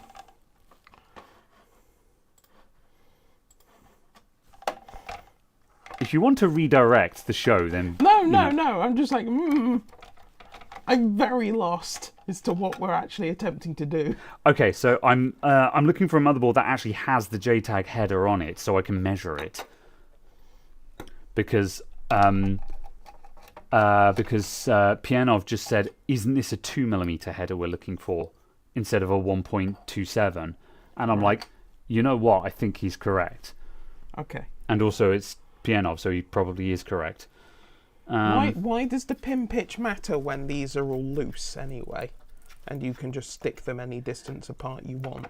They just physically won't fit in. Oh, there's the TPM header. Oh, is it because the plastics around the hole is too thick? Okay, let's entertain this for a little bit longer. Hold on, folks. Caradog inhales deeply. I mean, it's the only way I can breathe. Whoop. We're not on that camera. It's fine. It's not the fact that I thought you were going to smash it into the desk. Okay. We have gone for the jaunty angle today. It's fine. It's not active yet. Crunch. Ooh. Right, let's go to... Where are you pointing? Down. That's good enough. Let's see. Bench cam with face. Ah. Oh, look. It's a motherboard. Yeah. Right. Yeah. Okay, here's an SPI header. So this is the correct size. So the problem is these are 2.5mm connectors. So as you can see, when I try and plug them in, I could probably get like one of them on there, but it's too big. The moment I try and put in another one side by side, it's too big, basically. So this is the connector we're trying to get onto. So how big is this specific one?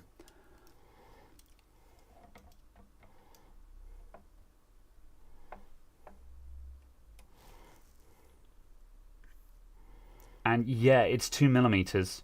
So I'm looking for the wrong... 2 millimeters from where to where, though? The center of each pin to the center of a pin to the center of the next pin. That's fine. I was just making sure you weren't measuring from the right-hand side of one of them to the left-hand side of the other one. Yes. And then finding out you actually needed a 1.9. Yeah. Yeah, there we go. That's near... So that's near as damn it 2mm. All right. This is a tangent and a half. Look, if people want to talk about something else, You have but to ask. No, do not ask your butt. 1.x smaller pins would work, but pin too big. Yeah. I mean, if we could also just get the correct size pins, that would also be useful. Also, I'm having a lot of trouble finding 1.27mm pins. Maybe if I search for 2mm pins, I'll suddenly get lots of results, and this will be a really easy problem to solve. So what is this? This is called DuPont, and it is 2.54mm pin pitch. So if I do a search on the internet for 2.0 mil DuPont pin, yeah, it will come up with these. Yeah. While you're at it, can you check continuity DuPont. with the SPI ROM just to make sure? I mean, sure. Yeah, like, I'm 99% certain that that works, but... What size did you want? Oh, 2. But what you if it doesn't? 1 point. 2.0 is what we want. Yes. Okay, that's fine. Yeah. Pianov has just called into question whether this would even work, so let's find out. Maybe just look up TPM connector breakout. That will be part of it, but we need the cables before we can talk about the pin out. If we go back to bench cam with face, I'm going to take his face off. So the DuPont connector, oh dear, is either that bit or the pin sticking up on the circuit. Yeah, depending on whether it's male or female, basically. Yeah. But that part of it is the part that's connector. Any and all of the rest of it is not that, I presume. Yeah. Right, I have no idea what the pin out is on this, so I'm just going to buzz them out. Oh, I see. I like the fact that the first 2 results I look at, it's like DuPont connector is a vernacular term that refers to different types of connectors. Fantastic. Yes, like, again, same with Molex. Yeah, that's fine, but I'm just like, excellent.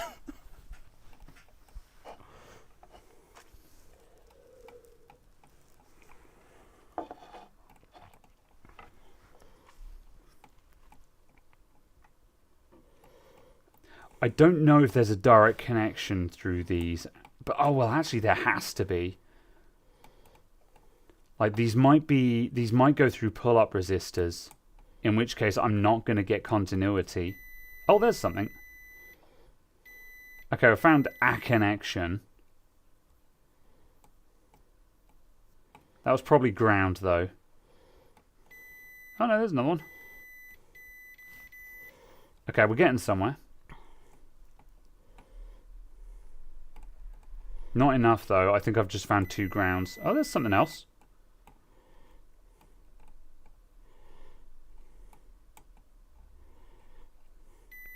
And there's another one. I found 4 light on a very quick, like you saw me just scraping across the pins there. I found 4 continuous connections. So yeah, there was something there. So yeah, this is a gigabyte board, and again, but there was there were 4 pins there that did go through to the BIOS chip. So yeah, if we looked up the actual pin out, then yeah, we could actually check which one is which, and so on and so forth. But yes, there is continuity between the TPM header and the BIOS header and the BIOS chip, because they're both on the SPI bus. Starting on a slightly different rabbit hole, but about the connector. Yeah. I'm looking at this and going, why is it made out of brass and beryllium alloy spring? That sounds so overly manufactured, it's unreal. I don't know. Yeah. Oh, like, okay. Yeah.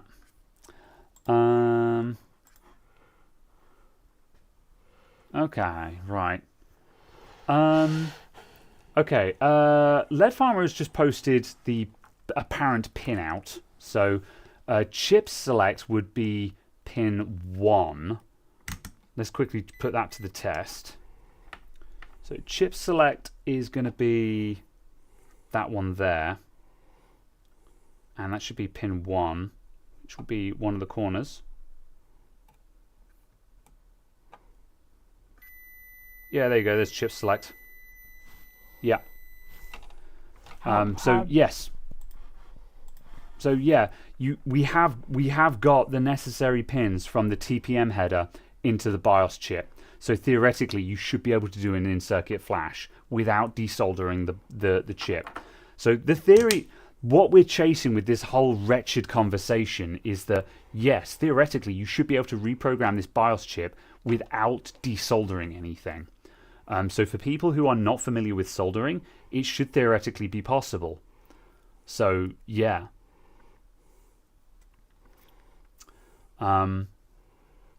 You can trust my platform module. I always would, Maito. So yeah, there you go. So it should be possible. We've just got to find the correct wire. Have you found my cable? Well, you see, I don't know. Okay. Because let go. 200 pieces breadboard jumper wires, DuPont wire, male and female, 2.54 and 2mm, 20 centimeter. So maybe, and this is like the only result that's come up. Yeah. And I'm like, why is there only one result for this thing that's apparently super common? Yeah. Well, that's the problem. The 2.0, the 2.54 pin pitch is what everyone uses. So like again, just to add context to all of this, this is 2.54 pin pitch, and this is the front panel connector. So this is where your power switch, your power LED reset switch, and stuff like that goes to. Again, same goes for the USB 2 port here. The USB 3 port, USB 2 port. However, when you get down to like the TPM header, notice that these pin pitch is smaller. This is a weird pin pitch, and no one uses this. That's why this is a bastard to find and why it's not simple. But if you have the right cable, then... How is that a valid result for the connector I'm looking for?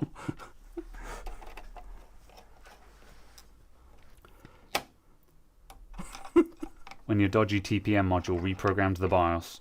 Well, I think the reason why the TPM header there has access to that is, so my understanding would be that the PCH needs to be able to talk to the CPU, the BIOS, and the TPM module in order to validate the platform and establish that the platform is trusted and no one has messed with the hardware. So all of these things are all sitting on the SPI bus in order to communicate. That's my understanding of it.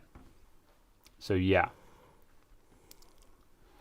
Mainboard Medic got both cables self-made. Yeah, it's probably not difficult to hand make some cables. It's just, it's a thing to do. So yeah. No, that's 2.54. That's not what I asked for. JST connectors use 2mm a lot. Yeah. I'm going to try searching for JST. JST 2mm. It's like the brand doesn't matter. I just need 2mm. Yeah, but single JST pins. is a different style of connector because it's the thing that's got the two plastic locking lugs on it. Yeah. Pin header.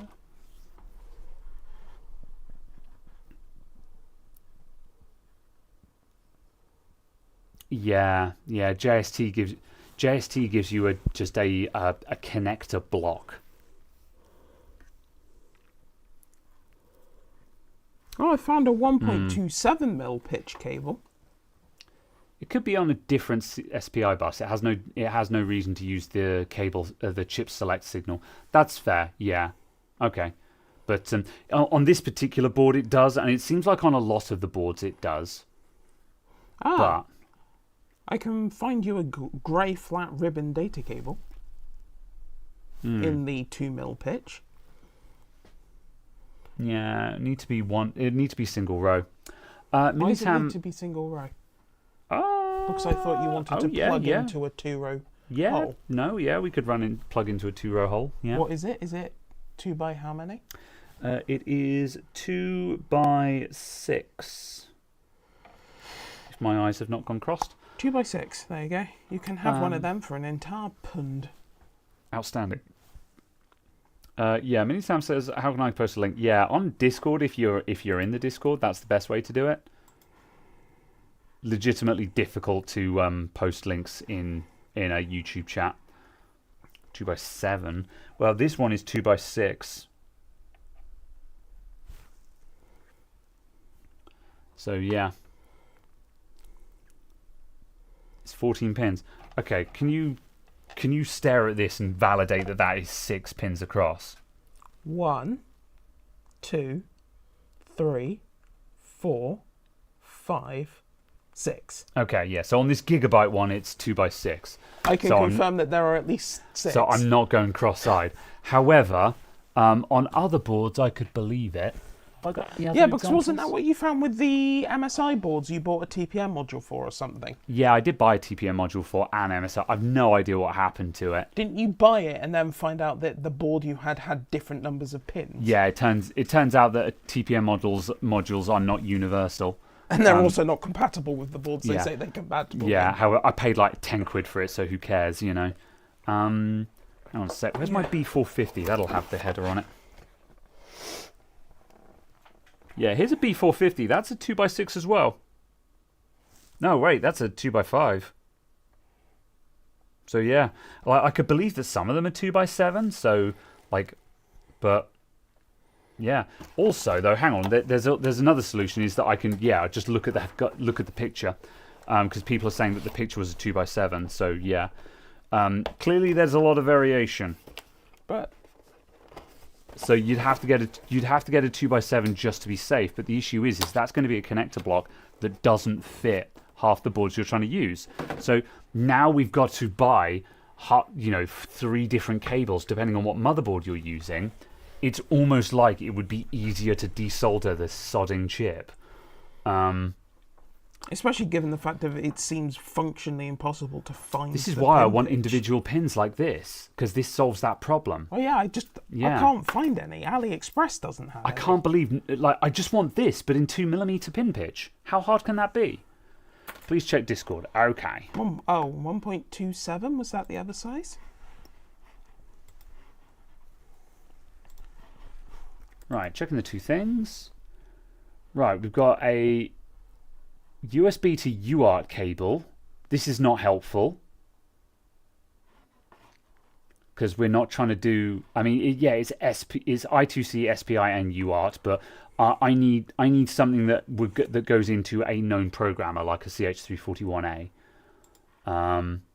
JTAG connectors and interfaces. This is just a list of known interfaces. This is not a link to a cable, so this doesn't help me either. Yeah, neither of those links are helpful.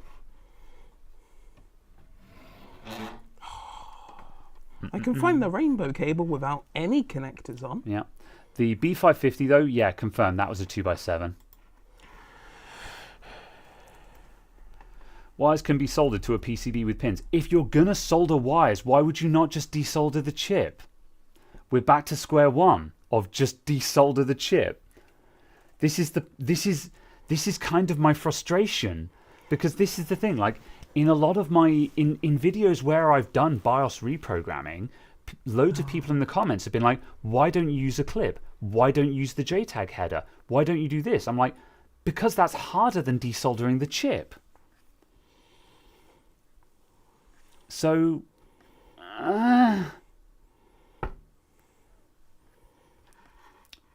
right, got another link from Minitam. All right.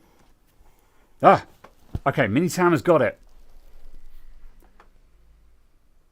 I think this is it. Hold on. Desktop capture. There we go. I just can't find. Ooh. 20 pieces, and by 20 pieces they mean 20 pin. Jumper wire, 20 centimeter DuPont line, 2mm female to 2mm female. That's the one. I don't want to search by image. There we go. That's the one, folks. That should do it. Are those in pairs? Maybe.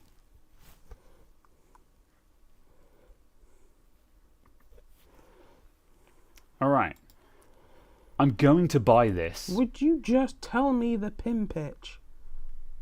Yeah. We've got a winner here. I'm going to buy this, and we're going to put it to the test. You may want a 2.0 to 2.54. Oh, yeah, okay, yeah. See above. Standby. Can you not put a 2 on a 2.54 though? The actual pin itself is smaller, so the 2mm pin, this 2mm female won't fit. Sorry, a 2mm female won't fit over a 2.54 male because the actual physical pin is smaller. Although I find that hard to believe. Failing that, I'm sure it could be bodged. I was going to say brute force and ignorance, not Yeah. work. I'm sure you could bodge that. Failing that, if I had this, I could cut off one end and solder that on to an adapter that then drops into the programmer, and that is worth. Oh, I see. You Yeah. right? You're not. Are you? Or do you have pins on the programmer? So let's grab programmer. So I'm not fully aware of. Yeah. Where's my CH341A? In your little box. Yeah, but I can't see the little box. Is it on the floor? Has it been pushed off? It might have. And it might have. I'm losing interest. I'm giving up in 5, 4, Been eaten. 3, 2, 1. Okay. I'm coming back with this. Alright. So. Bring the camera back down again. Camera's moving. Alright. Libench cam. Alright. So here is an programmer. So this has sockets on it. So you would want. So if we had this cable that is female to male, like I could then plug these into the programmer. You know, I could. Sorry, everyone. Fucking hell. The thing got loose. Let's try that again. Where was I? Yeah. So I could put these into here, and we could put those in the right order, etc., etc. However, what I would do is I would take an adapter similar to this, where we have a chip adapter, but a smaller one that's just got one footprint on it.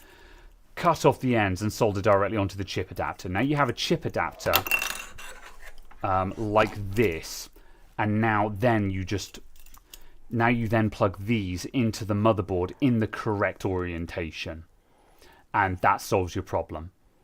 So yeah, so that would solve the problem. So TLDR is this picture that Minitam has found. This cable that Minitam has found would fix me.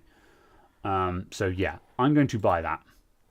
Don't forget to remove the other item. Yes, I do not need a 7800X3D.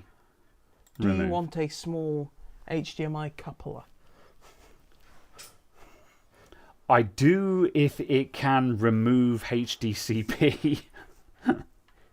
What happens if you just do an AliExpress search for HDCP stripper?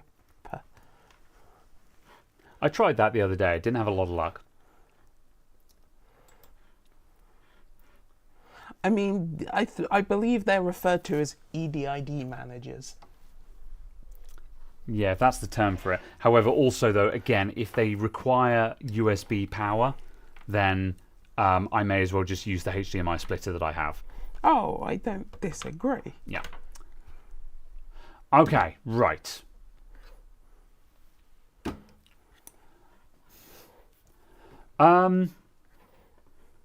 Right, search for what I wrote on my earlier post. It's exactly what you need. Can't access Discord now for posting a link. Okay, hold on. I'm going to roll back a little bit. Search for TPM2 module, TPM SPI interface 12. Okay, hold on. Before I hit search, Reparati for iPhone is coming in. I'm going to try this out.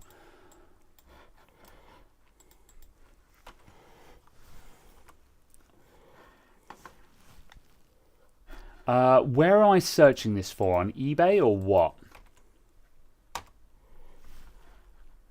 AliExpress comes up nil, and eBay just comes up with TPM modules.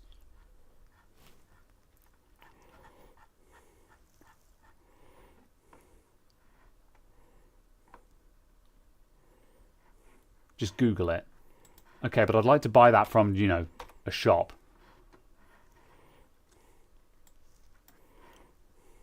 Yeah, Googling it comes up with TPM modules. So, yeah.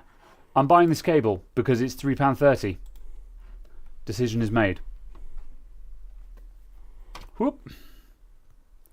It's £3.30, and that cable would give me what I need.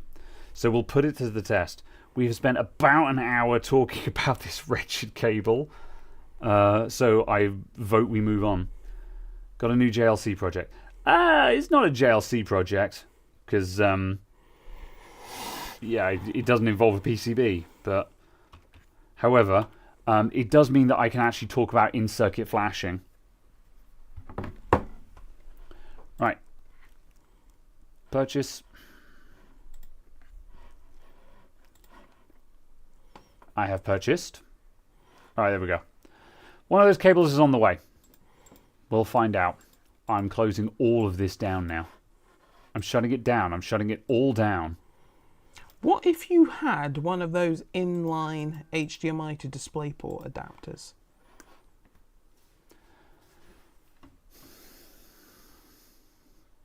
Well, that would support HDCP, though. Yeah. I'm just wondering why they are being listed in the same... Probably because they're way. saying that they support HDCP. Oh.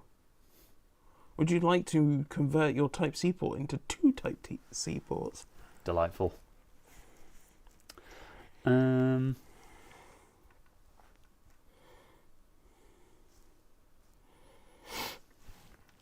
Right. Get a cheap crimping kit and you can make your own cables. Yeah, I've got a crimping kit. Although I've got a JST crimping kit. I don't know if it can do DuPont or not, though. But yeah. Okay. Yeah, just to elaborate on just the random HDCP talk, I was asking in Discord. The other day that my PS4 that I fixed. PS4s apparently have really aggressive HDCP, so I cannot capture the output from it at all. And I want to watch Blu-rays and DVDs over a capture card.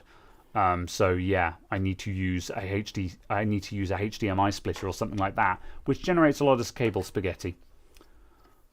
So yeah, that's the issue. Is I'm surprised that no one has made some kind of inline dongle widget that just defeats HDCP. Yeah, it's easy to defeat with a HDMI splitter, but the HDMI splitter requires USB power, which means you now have another box with USB power going to it, and HDMI and a HDMI output. So you add a lot of cable spaghetti. So yeah. You can do DuPont very easily. I do it all the time. Cheap AliExpress kit. Well, now I've bought a cable for £3.30. So, problem solved. Can't turn HDCP off in the settings. You can, but you won't be able to watch a DVD or a Blu-ray like that. You can play games with HDCP turned off, I believe. But if you want to watch, like DVDs and Blu-rays and stuff, then it will force you to switch it back on, is my understanding. So yeah. Okay. Right, I'm going to put this back on the shelf. And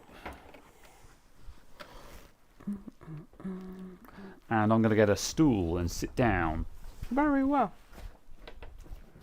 That was the wrong button. Wait, that one. The table descends. There we go. Now we're in sitting mode, everyone. Delightful. Ta-da.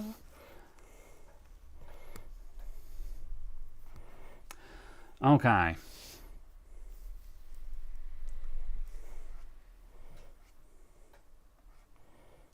Yeah, I don't watch Blu-rays on my PS4. I have an old Xbox One S for that. Yeah, well, that's one of the reasons why I wanted the PS4. Is because I knew it had a Blu-ray player on it. So, yeah. Okay. You can make a 2mm to 2.54 adapter by cutting the other end. but you could probably put 2mm directly into the program. Yeah, it's possible that I won't have to do anything, and I can just brute force the 2mm pins onto 2.5mm pins. So it's probably fine. But I've ordered the cable, so we'll see what happens.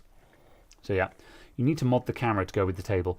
Well, the thought has occurred to me to I've got a spare Insta360 Link 2, and I have been thinking of actually mounting it permanently to this bench for the stream, just so we don't, because this is the one that I use for general YouTube recordings, and like it's on a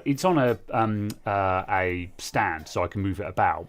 But yeah, it would be nice to not have to move it about all the time, so I might do that. Right.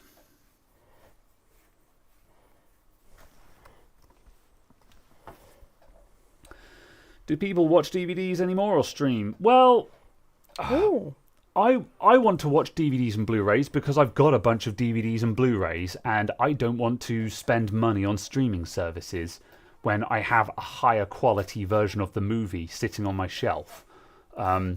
So yeah, like, you know, one of my friend groups has set up a movie night where we sit and watch a movie over Discord every other week or so. And there's quite a couple of the movies that we've got on our suggestions list where I'm just like, yeah, I've got that on DVD or I've got that on Blu-ray, which means no, we don't need some, you know, because none of us have got Netflix, for example. So I'm just like, yeah, I have that. I own this. I own a copy of this. So I'll just stream it from my computer. So yeah, I'm just like, cool. Well, I've got a PS4. I've got a capture card. How hard can it be, right? Yeah, it turns out it's a pain in the ass. It's fine. You just pirate it. Yeah, but like, I've got a DVD. The point is, I should just be able to just put the disc into something and play it, right? Yeah, you can put the disc into something and play it. You just then can't distribute that to other people on Discord. How dare you? I mean, it's kind of why the HDCP exists. You're discriminating against my social aptitude. No, you do that yourself. All right, anyway. Buy a Blu-ray drive for the PC. That would be easier. But I'm just like, but I had the PS4. I thought it would be easy. Anyway. How do you rate the Insta360 battery life, etc.? Well, all the Insta360s that I have are the webcams, so they're all USB powered. But they're all excellent cameras. I like the Insta360 stuff. I think it's very good.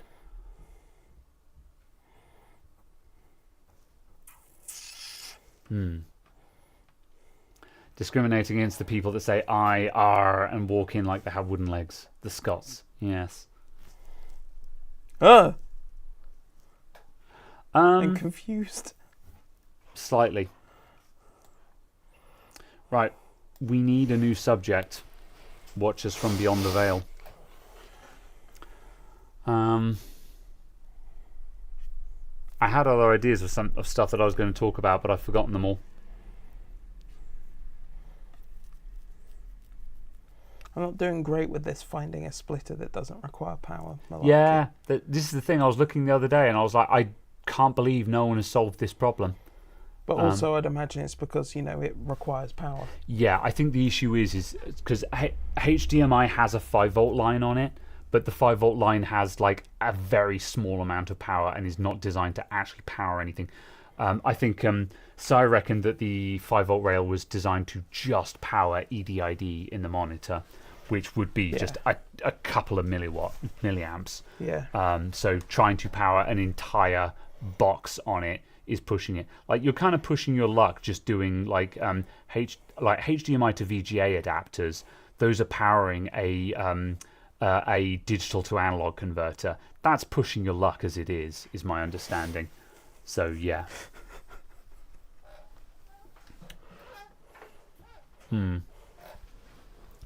Oof. Still need software that can defeat the Blu-ray security, but Make MKV does that most of the times. Yeah. I kind of want to... I'm going to get back into ripping and such at some point, because when I get round to getting when I get around to getting fiber to the shop, I want to actually run a media server in here and like actually run a jellyfin server. But that's as and when I get around to it.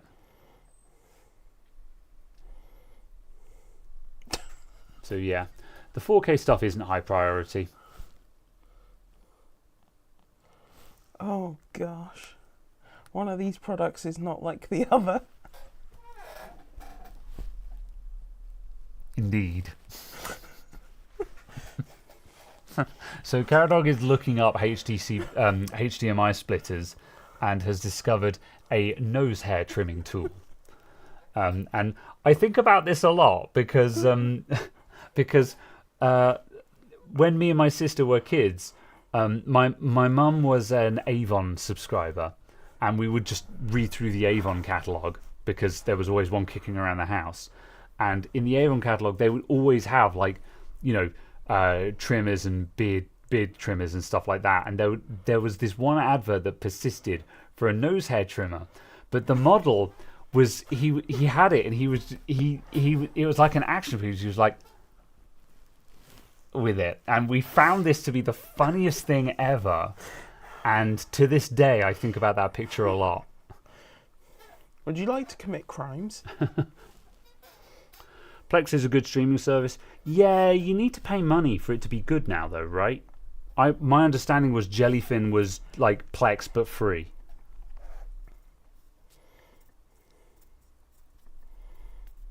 And yes, I've no idea why Caradog is seeing nose trimmers while searching for HDMI splitters. Perhaps he's been looking for something else. Also seeing crimes. That is indeed crimes. I mean, that's not terrible crimes. That's no different.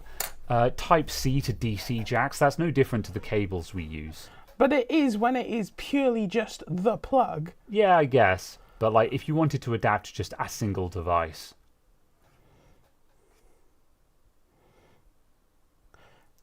Grizz Redford says I could do with one. Big same, man. Why would you buy... I'm nearly 40. I've got nose hairs that need trimming. Why would you buy laser eye products from AliExpress? Okay, now we're just falling into that trap of just browsing junk on AliExpress. I'm still...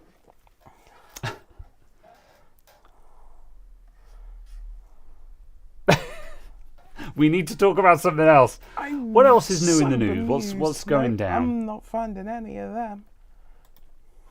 Yeah, Grizz says I'm 63. Mood.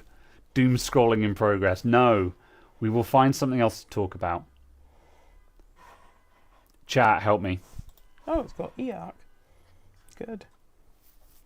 But no. Nothing to solve your disdain for 3 cables instead of 2. Yeah, I think I'm just going to use the HDMI splitter and just deal with the spaghetti. Like, I'm going to put everything behind my PC anyway. It's just a bummer. I just don't want a bundle of cables back there. And you can just use a 2cm cable. Yeah. Yeah, I get a tiny HDMI cable. Be in line. Yeah, like the annoying part is that the OG PS4 that I have doesn't have a rear USB port. The 2 USB ports are on the front. So I have to have a USB cable going from the front of the console round to the back where the HDMI splitter is. When it's behind your monitor that you can't Yeah, see it. but it's just annoying. Like, if I could have just like 2 short cables going into the splitter box, that would be almost invisible. And like, you could just plug that in and forget about it. But yeah. Forget about it. Yeah. Nvidia driver bugs. I suppose I've not seen the Nvidia driver bugs, so I kind of have no opinion about them. So yeah. Yeah, thanks for tuning in, Mini Sam. Thanks for your assistance as well. You were helpful. That's a weighted statement. I'm sorry, that was not intentional.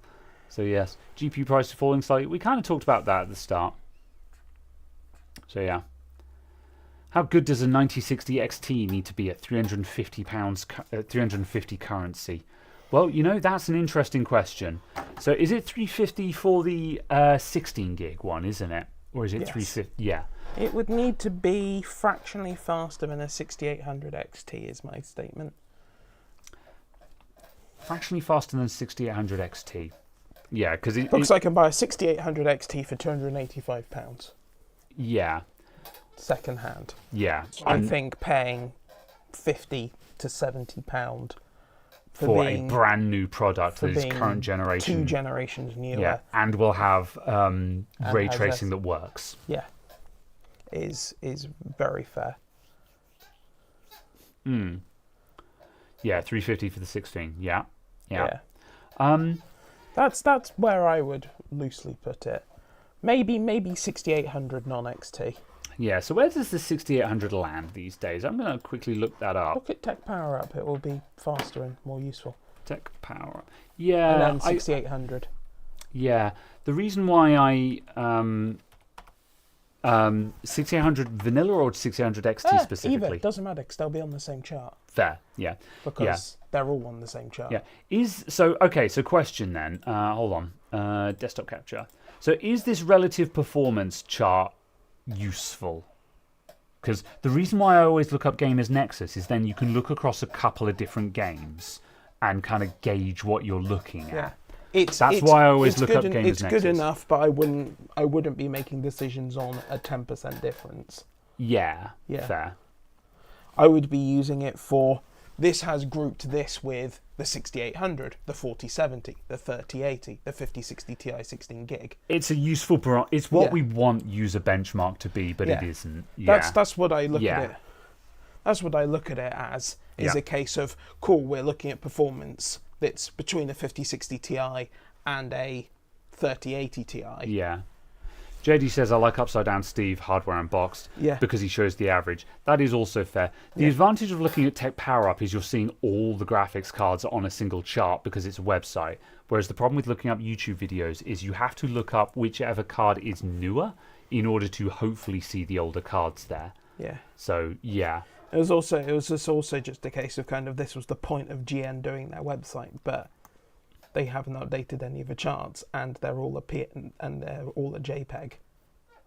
Yeah. So the ones that are on there are a JPEG. Yeah. And like the newest card on there, last time I looked, was like a 3090.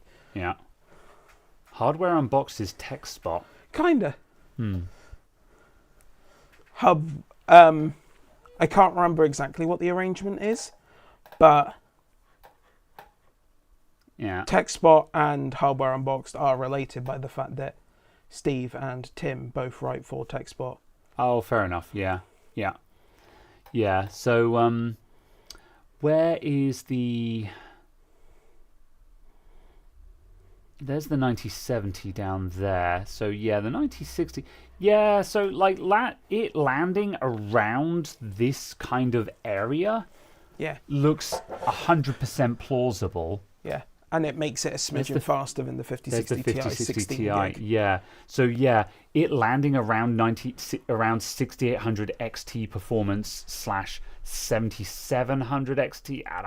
It needs to be faster than 7700 XT. So yeah, somewhere between the 6800 XT-ish, maybe not quite touching the 7800 XT. Well, it can be slower than the 6800 XT because the 5060 Ti 16 gig is slower. Yeah. Oh yeah, there's the 5060 Ti 16 gig. Yeah. So. Is that worked? It has worked, yeah. Yeah, so the 5060 Ti 16 gig is there. So yeah, so it landing about here. So around a 7700 XT. Yeah.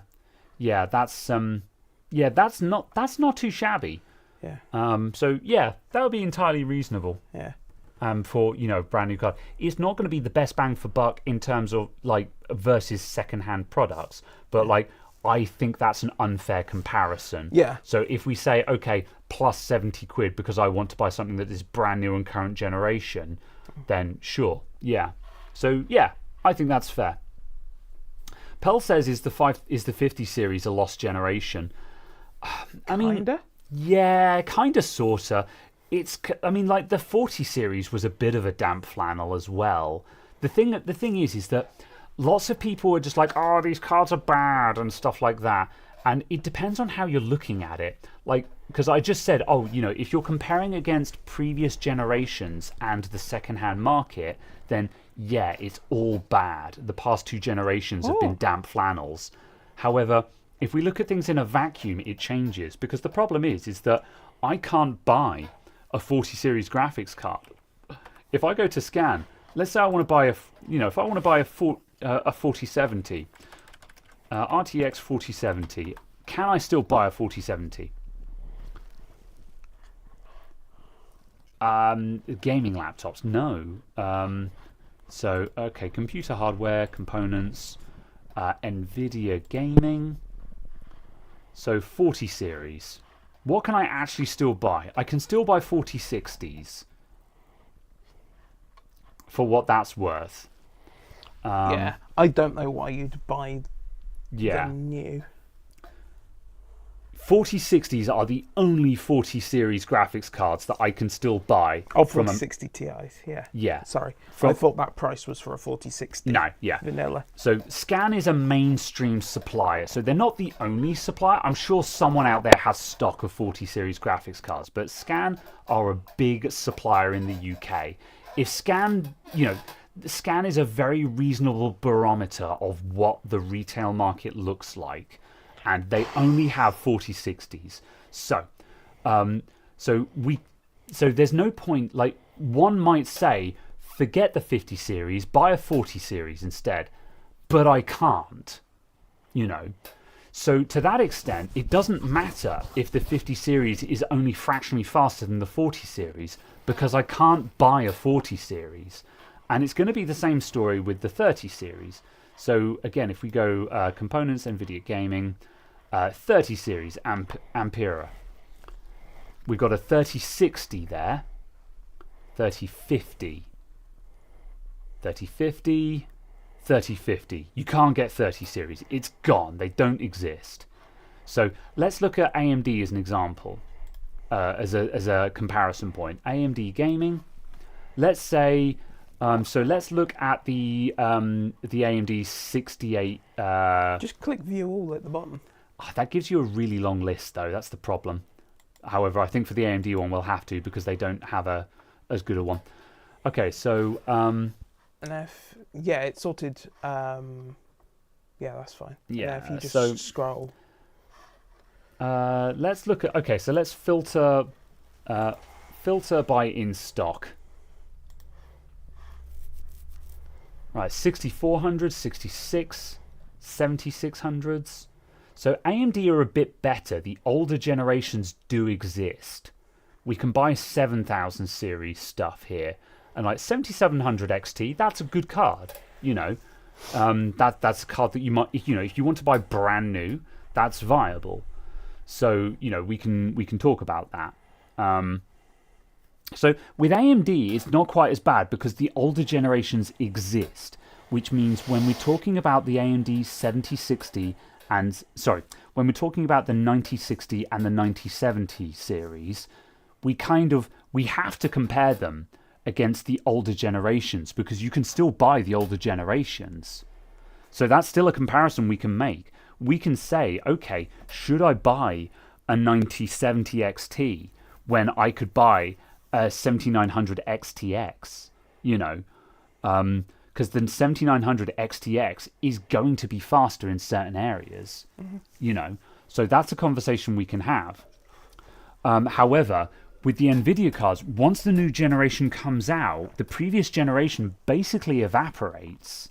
So that means that even if we say the 50 series is kind of lame and crap and no one likes it, well, what are you going to do? You're not going to buy a 40 series or a 30 series because they don't exist anymore. You can't buy them.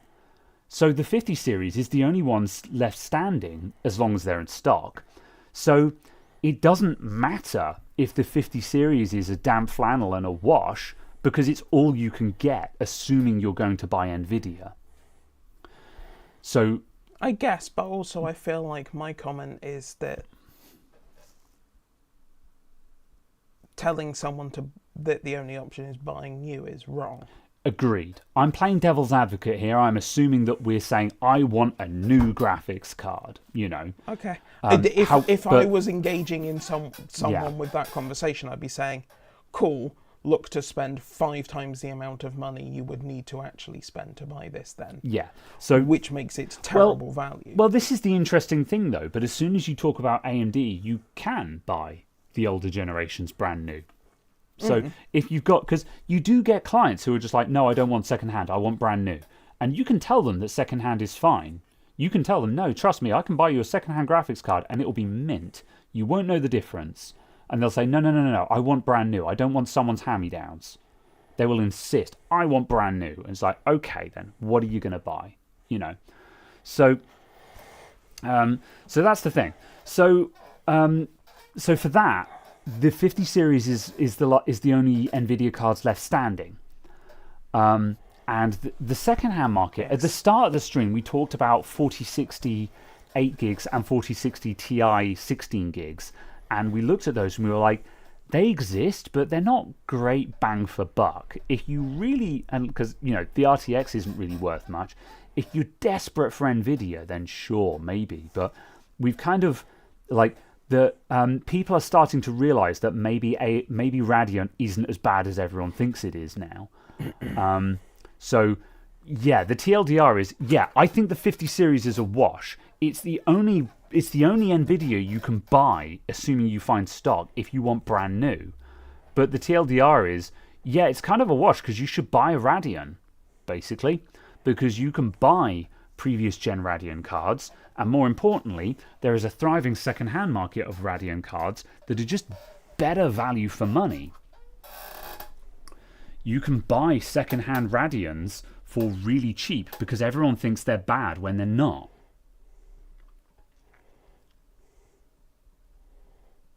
Bad value is not the same as bad performance, says Hayden Trent. I agree. You know, like, sure. if value is not your concern, then you go buy a 5090 and you have the fastest graphics card on the planet. Yeah. But you'll pay through the teeth for it, you know. So, like, make no mistake, the 5090 is mind-bogglingly fast for a consumer graphics card. Yeah. It is the fastest gaming graphics card on the planet. No dispute there. But it's gonna cost you $3,000 at least, I think, if my memory serves me. Like, probably about 2,000. Yeah, can I buy one? Can I buy a 5090? How much does a 5090 cost me right now? Let's find out. 5090. Okay, you can buy a 5090 for $2,000. So that's more or less on point. That's MSRP, which is not as terrible as I thought it was. I thought you were going to be spending more than that, but that's $2,000 for a graphics card. That's a lot of money. If you've got that money to spend, then sure. Radeons aren't as good for HDPC though. Why not? Yeah, I was going to say, why not?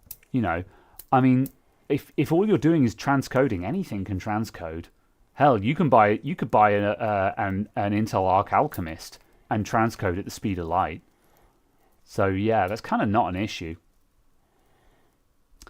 So yeah, brand new gives the customer a warranty. So does buying from... Yeah, like, it depends on where you're buying from then. Like, if I were building someone a PC and I put second-hand parts in it, I'm still going to warranty those second-hand parts. So, and also the fact of, as a shop, yeah, or as someone who is shuffling PCs, yeah, buying those parts second-hand in an awful lot of cases allows you to buy it for less than half the price, the new price. Yeah, the warranty isn't worth it. Well, the warranty is you go buy a new card. Yeah, yeah. However, if I can buy a 7800 XT second hand for £330, but new then 900. Yeah, even if it fails, I could just buy another one and still have spent less money. Yeah. Hypothetically. That much being said, though, like, at the end of the day, there's going to be some people who are just like, no, I want brand new. I want it with an OEM warranty. So if you go out of business, I can still warranty it. Whatever. If that's what you want, that's what you want. I can respect that, because some people will just say, no, I want it brand new. And the problem is, whatever. Technically, there's no warranty because you've bought it, not them. Likely, yeah. That's kind of my point. Is the at fact the end of the day, but yeah, I guess the point I'm making is that this isn't my decision. This is the customer's decision. I can advise them. I can say, I think this is a bad call. I think you would get better bang for buck if you entertained the idea of second-hand parts. You'll get much more for your money. Yeah. However, it's not my decision to make. Yeah. You know. But it does then mean that basically they're stuck buying a 3050. Absolutely. Yeah. Like this is the thing. I've had a computer that you don't want to build. Yeah. I've had customers who have insisted, like, I sell reconditioned Dell Latitudes. I've had customers who have insisted saying, no, I don't want a reconditioned one. I want brand new. And I'm like, okay, you're going to be paying more money for a worse laptop. We can do that, but don't say I didn't warn you. Yeah. You know. And now you charge them £900 for a laptop. Yeah, and they have gotten bad value for money, but that was their decision to make, not mine. You know. Yeah. When they walk out the shop, I'll say, bloody idiot, you know. Yeah. But it was their decision to make. It's their money, you know. So yeah, I think it's stupid, but they can. So yeah. OC UK had a 5090 for less than 2K. They're sold out now, so they don't have it anymore. Yeah. Yeah. It's getting there. But yeah, that much being said, though, yeah, again, 5090 for 2K on the dot. That's not as expensive as I thought. I expected them to be more than that. So yeah. Whoop. Still waiting for a 5080 Ti. Probably not going to see that for a while. That's going to be a midlife cycle update. Yeah. How much is a 5080 these? It depends on whether... I think the 5080 is going at about £1,000. Nvidia gaming. It depends on whether sales remain poor. Yeah. 5080 stock isn't as good. Scan have got them in stock at 1100. They have listings for 950, but they're on pre-order, so they don't have it. But listings exist at 950, and I think that's a lot of performance for 950 quid. Like, if you can find one at that price, I don't think that's a bad price. I think that's given the state of the market, I think that's reasonable. You know, maybe.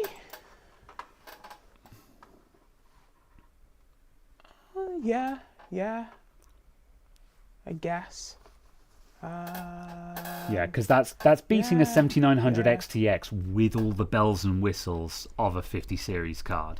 Oh yeah, no. I was looking more at how it compared to like the 4080 Super. Yeah. And so on, just because. Yeah. 4080 Supers had gone down in price. Yeah, that's it. Like, I guess, how much is a secondhand 4080 Super? You know. Yeah. Let's see. 4080 Super. Right, buy it now. I'm sorry, did I say £125? Parts only. Parts only. I was just like, excuse me. Yeah. All right, there's a Gainwood for 756. 760, yeah. Yeah, 760. You can pick up 4080 Supers for 760 second hand. That's not bad. Oh, 770. Yeah, because of the delivery. But yeah, pushing 800 in some cases. Yeah. So yeah, that's you know, that's a saving of 150 odd quid, you know. Yeah. Which is enough money to be worth saving. It's only £200. Yeah, but still, 200 quid is 200 quid.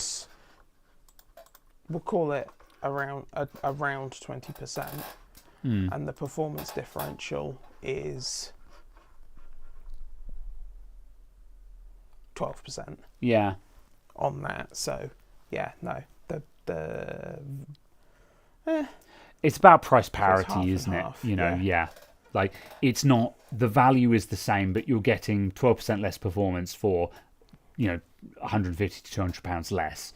So it just depends on how much money you've got, I guess. Spend your money as you make your choices. Like, if the 4080 Super had dropped down to, like, you know, 650 second hand, then it'd be a case of, oh yeah, you buy that. Yeah. So yeah. Yeah. Yeah. Yeah, Pell said, I heard if it's true that a 4080 Super is in the works. I mean, it will be in the works. Yeah, 4080 Super's already been released last... Sorry, the 5080 Super. Oh, I see. Yeah, the 5080 Super in the works. Yeah, there will be a 5080 Super, but that will come... It will come mid-life cycle. Maybe? Like, you know, the 4080 Super came mid-life cycle. The Supers always come mid-life cycle. It's the mid-life cycle refresh. Yeah. The vanillas and the TIs come out first, and the Supers come out as a mid-life cycle refresh of the generation. Yeah. Yeah. Yeah. It's about price parity, isn't it? You know, yeah. Like, it's not, the value is the same, but you're getting 12% less performance for, you know, 150 to 200 pounds less. So it just depends on how much money you've got, I guess. Spend your money as you make your choices. Like, if the 4080 Super had dropped down to, like, you know, 650 second hand, then it'd be a case of, oh yeah, you buy that. Yeah. So yeah. Yeah. And those exist because they've refined the manufacturing. They've got better bins, better yields, better quality samples that just clock a bit higher, which enable them to release a slightly better version of the card. So yeah, They basically released the version they should have launched. what are you saying? They should have they should have developed it for another 6 months. No, they should have just actually given the price performance increase. Yeah. Yeah, fine. I don't like speculating on what they should have done, because while we can speculate on what should have been, but ultimately it doesn't matter. It's what they did. Like this is kind of what I'm talking about when I talk about 50 series versus the 40 series. You can't buy the 40 series, so it's now irrelevant to the conversation. But then by that token, next generation, they should just double the price and half the performance, and it's the only cards that are available. But again, in a vacuum, if you're buying brand new, it is the only card that's available. You know. However, again, I think you have to be stupid to not consider secondhand. But again, if you can't, the secondhand market exists, though. You're right. But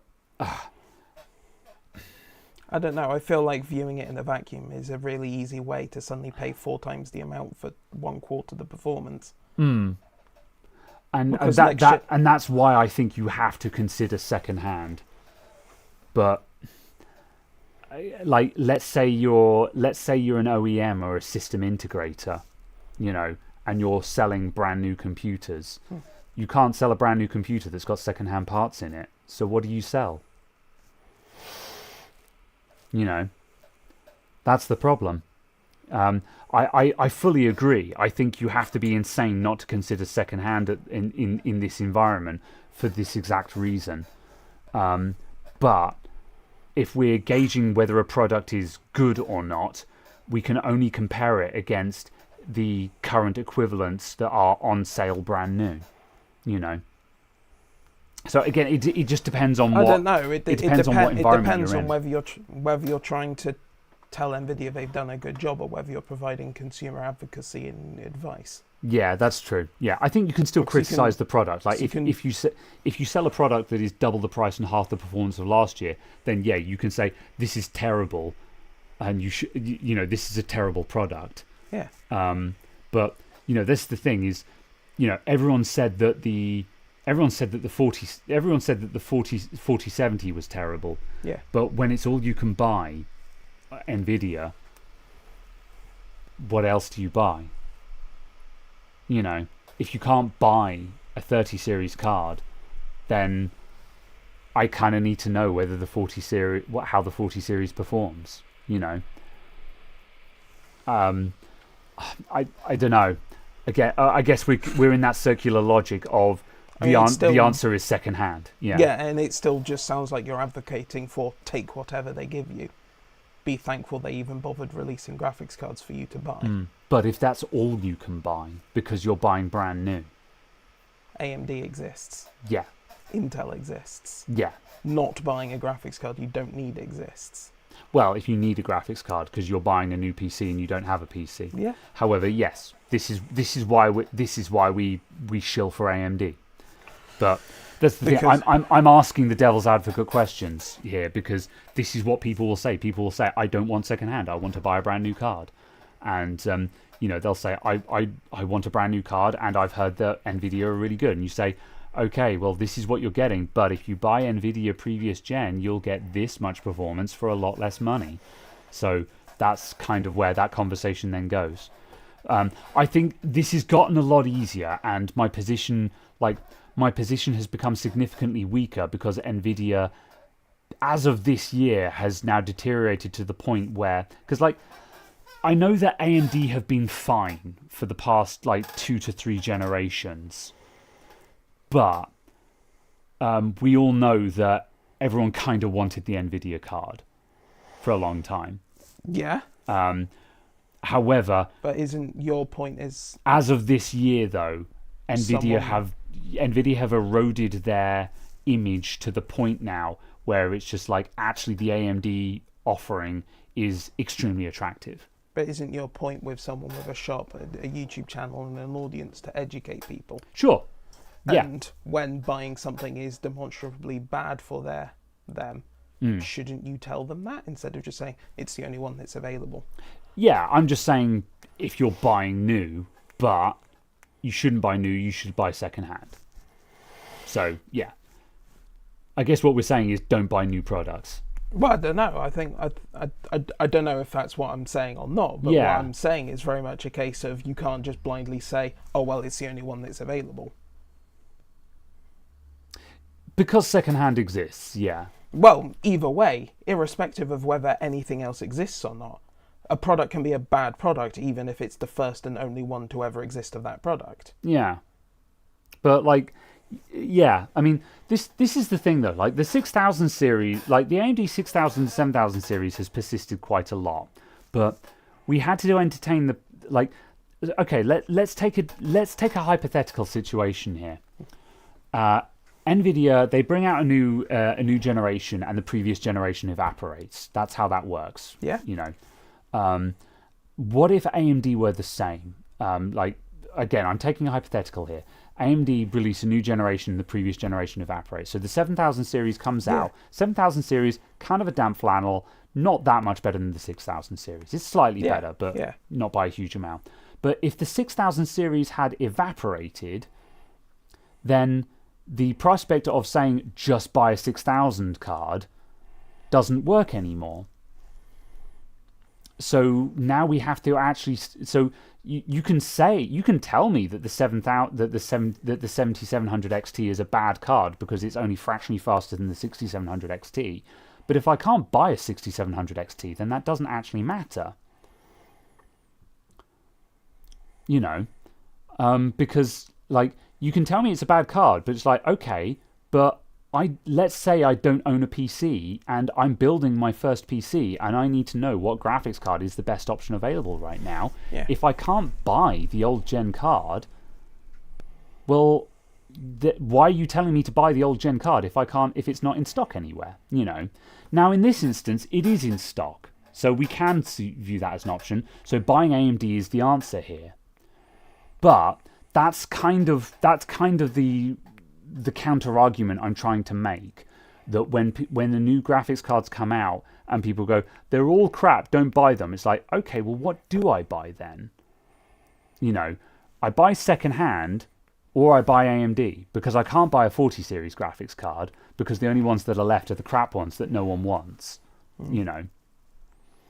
So, yeah. I don't know. I guess that's kind of what I'm gunning at there, you know.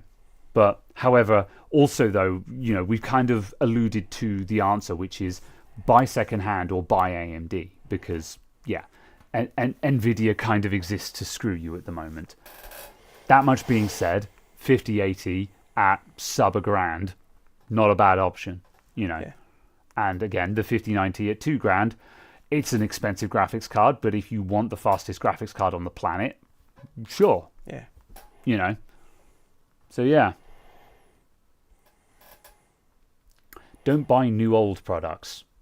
Well, that's the thing then. So, what should we do? Should we buy the new one that's a damp flannel? You know, which is, you know, that's what Caradog is suggesting. Do we just take what we're given blindly? You know. Yeah, Newman says, what's the best value GPU to buy right now? Well, that depends on your price point. How much are you looking to spend? You know, what's your budget? How much is your computer going to cost you? Like right now, we've been buying a lot of sort of 6700 XTs because you can pick those up for about, you know, £230, £240, that kind of money. And that seems to be sort of some of the best bang for buck. But if you've got 300 to spend, you could get yourself a 6800 XT, you know. But yeah, used 3080s are hot buys. How much is a 3080 going for these days? RTX 3080.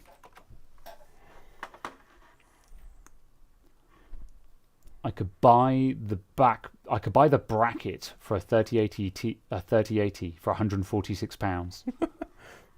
I see. That's a 2070.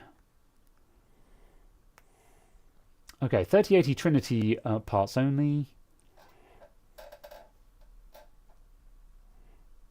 What is this eBay search? Let's narrow it down. Hold on.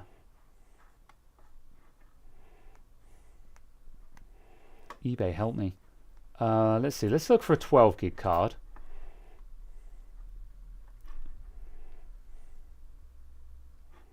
Okay, buy it now, list price.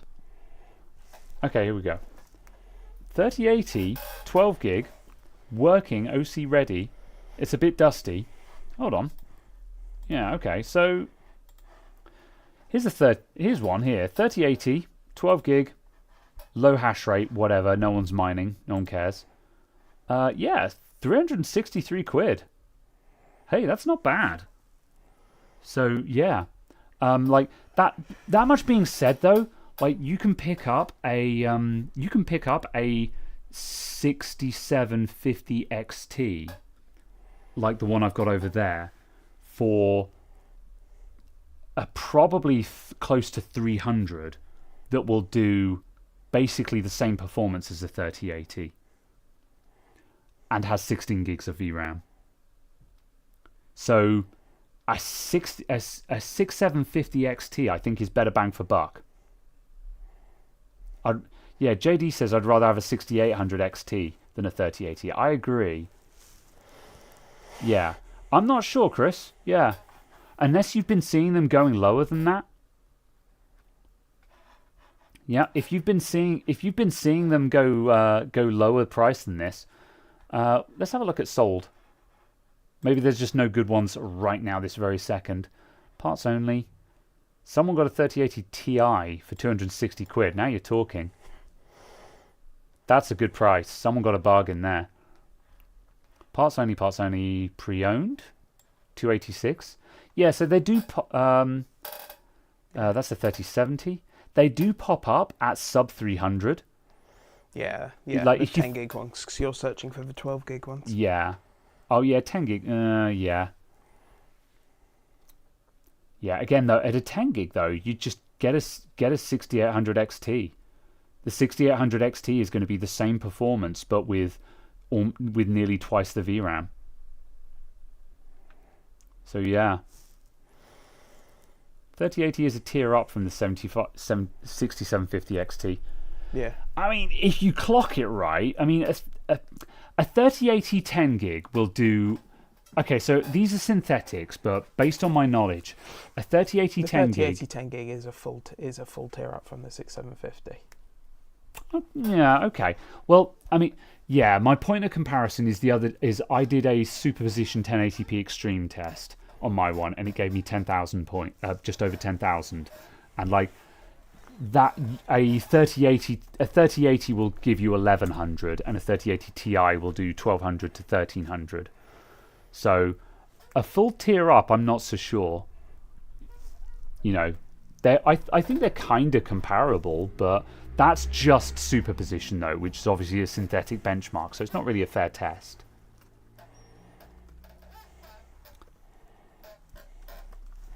But yeah, 10 and 12 gig variants are pretty similar. Yeah, again, you're on the minimum viable for VRAM though. But yeah. Based on Tech Power Up's numbers, the 3080 is 36% faster than the 6750 XT. Oh, really? Okay, yeah, that's fair. Yeah, okay. Yeah, because the 6800 XT and the 3080 are roughly parity. Yeah. Yeah, fair. So yeah, so I would expect the 6750 XT to be. Yeah, more like a 3060 Ti. That sounds a bit mean, but yeah. Okay, I'll concede that point though. Yeah. The 6750 is a 3070. Yeah. That much being said though, it's literally a 3070. It's, you know, within sort of 2 or 3%. Yeah. However though, if we're saying that a 3080 is on point with a 6800 XT, I can buy a 6800 XT, really nice MSI Gaming X Trio, 16 gigs, £260. Bam. Straight away, we're a solid £50 plus cheaper than the 3080. So sure, it's not going to be as good as ray tracing, but yeah. And yeah, 6900 XT is going for about 330. So again, like, unless you want ray tracing, and like, I get it, we're getting into the realm where ray tracing is becoming relevant. It's not the be all and end all, but it is relevant. Yeah, as you push past the 3080 performance, yeah. Yeah. Especially, well, also just because we're getting new games coming out, like, Yeah, but you Indiana Jones and stuff like that, where you need ray tracing. Yeah, but the level of ray tracing you need is satisfied by the 7700 XT or the 6700 XT because they've got enough VRAM. Yeah, and will that give you 60 FPS kind of thing? Yes. Okay, fair. Because they've got enough VRAM. Right, yeah, understandable, yeah. Yeah. I want a 3090 Ti for Shelf Queen. Yeah, me too. Me too. I want the EVGA special edition one. Yeah. Wow. Oh, this is sold. Hold on. Yeah, let me come off of sold. Yeah. Yeah, when you start pushing, to 3090, 4070 kind of level of performance. Let's try that again. 4070 super 3090 level of performance. That's when it starts becoming relatively worthwhile for considering ray tracing, in my opinion. Yeah. Because that's only equivalent performance to a 5070. Ugh. And the 5070's classification for ray tracing is meh. Yeah. Yeah. But yeah, that's when I would be considering it, is around there. Yeah. Because also... Tech power-up numbers are based on initial review with initial drivers, so are somewhat out of date. Yeah, I mean, this basically means it might favour AMD a little bit, because AMD cards tend to get better with drivers. Nvidia cards, to my knowledge, generally stay roughly the same, but also, though, if we're comparing them all as released, they're all starting out at the same stage 1, no optimization. So, yeah, I guess at best, we can say that the AMD cards might get a slight advantage because of driver maturity. But I don't think it's going to change your world. So yeah, there's a 3090 Ti on eBay that's been in a house fire for $650. Yeah, the 3090 Ti is crazy expensive. But also there were, 75 of them sold.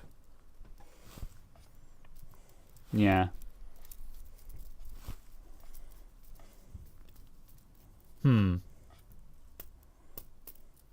Very well. I do love how incredibly shit eBay searches.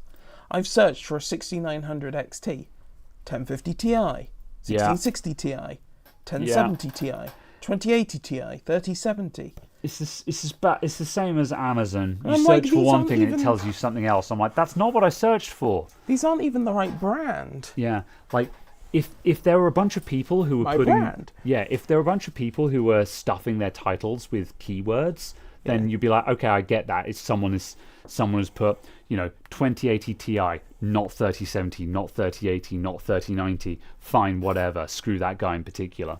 Yeah. But that's just not what you searched for. There. All right. All searches have become shit lately. Yeah, all the algorithms are bad. Everything's bad. Everything's crap. Oh, a reference model 6900 XT for 400. All right. Anything else? What? I was like, okay. Would you like to buy a Waterforce version of the 6900 XT for £465? I was just like, they actually made a Waterforce version. I was unaware of that. Yeah. But yeah. And then you just get into the silly prices like the Toxics and stuff that are still £600 or £700. Yeah, no. Well then. Okay. Well, we're just tapping onto 3 hours. So, any other business? Otherwise, I think we're kind of ready to wrap up today, unless anyone has any other questions or anything to add. Not what you're searching for. No, it's not what I'm searching for, because your search is garbage. I search for EVGA 3090 Ti, and the first result is 3060 Ti. Thanks. Yeah. Absolutely disgusting.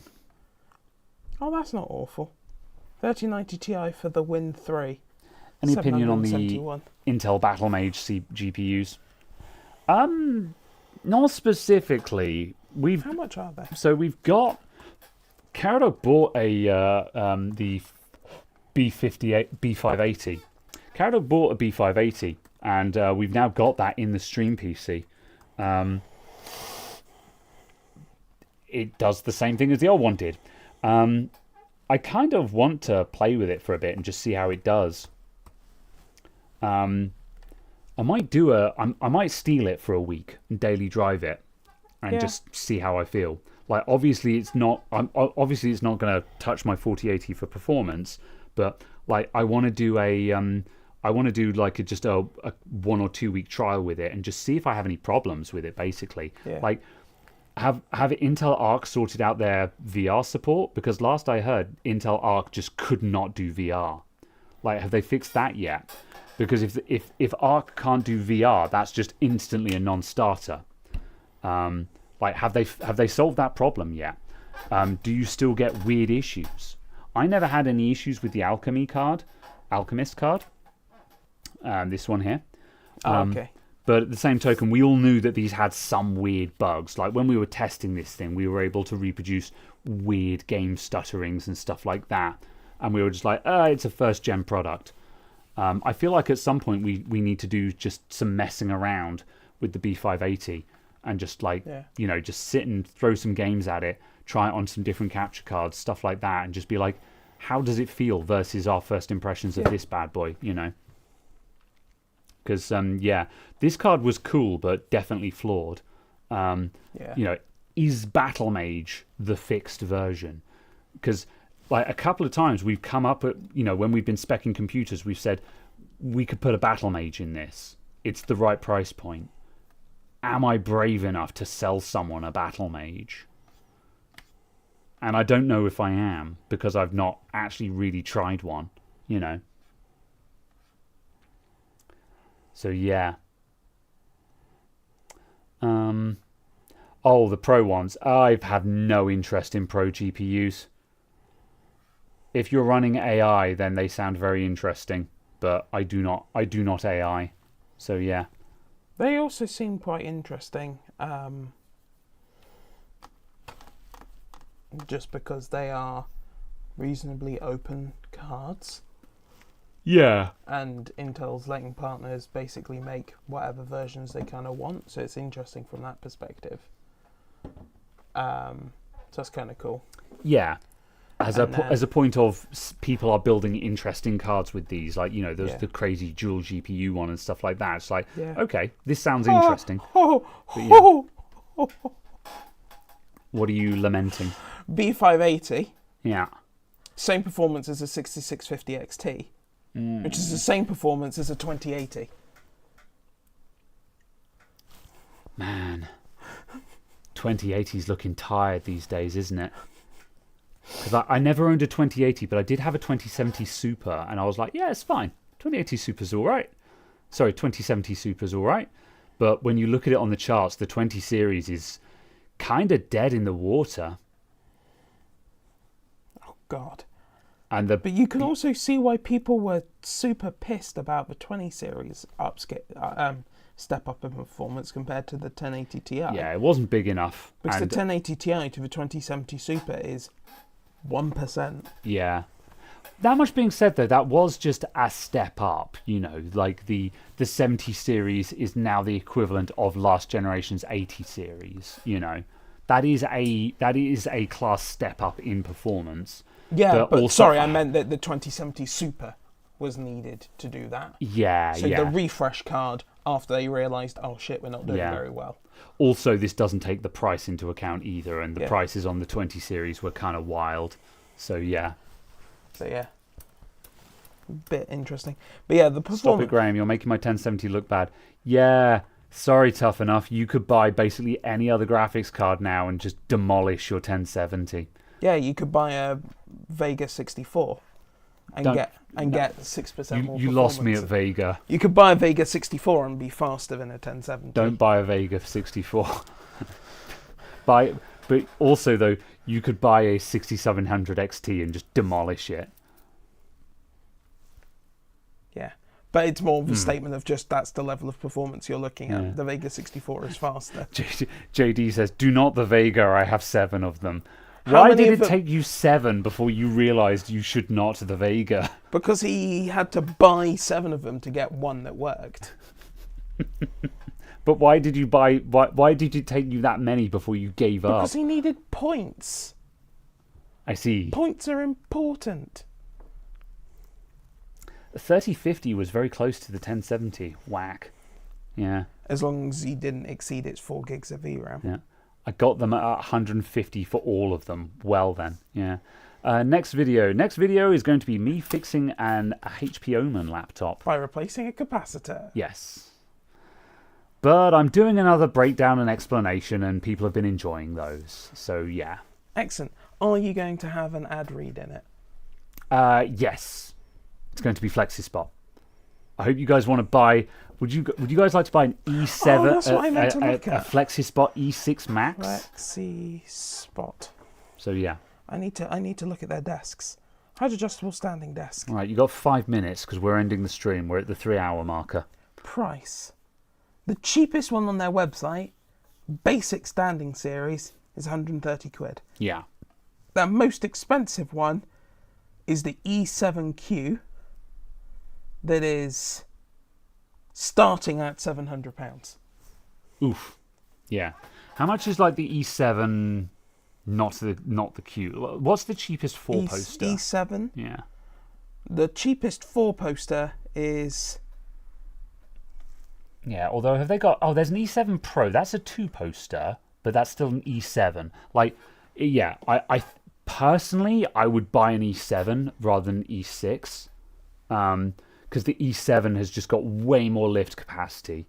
Like the E6 we've got here is nice and it works, but man, it feels like it sounds like it's struggling. You know. The tabletops are not provided with pre-drilled holes for 4-leg desks. Correct. Please make sure you have the drilling machine. Yeah. I think E7. Yeah. The Yeah, I would legitimately buy an E7 personally, whether it's a two post or a 4-post. The E7, I think they just have way stronger motors in them.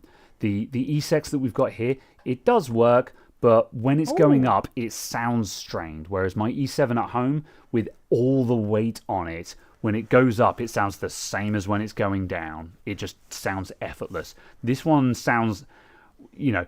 We've got 2 monitors on it, and when it's going up, it's just like, I'm like, okay.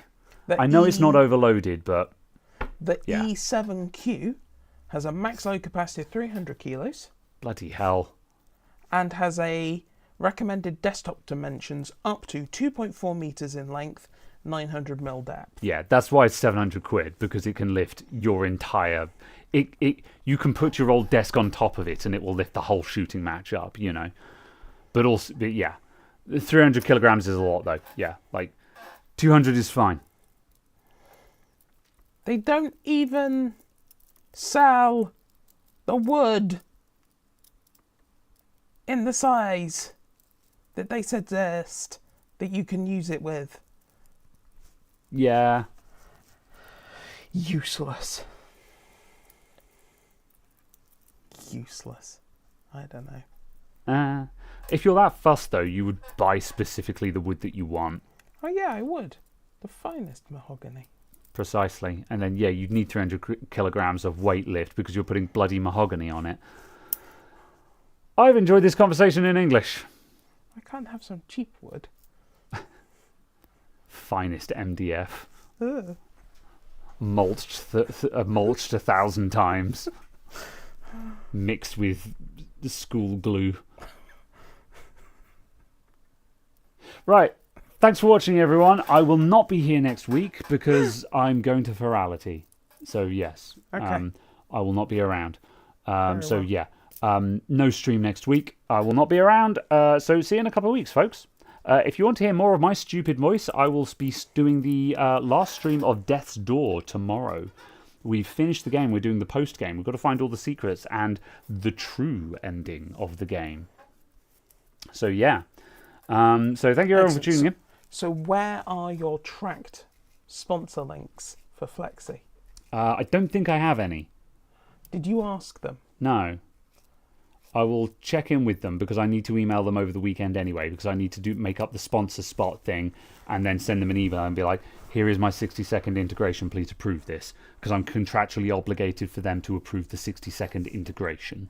That's fine. I just require you to get the tracking links. Yeah, I'll check in and just be like, yeah, do you have any meaningful tracking links? Give Otherwise, me the tracking links. Otherwise, you just use my Amazon links. So yeah. All right. Thank you everyone for tuning in. See you soon. Bye for now. Merch, Twitch, Discord, yada yada yada. Bye everyone.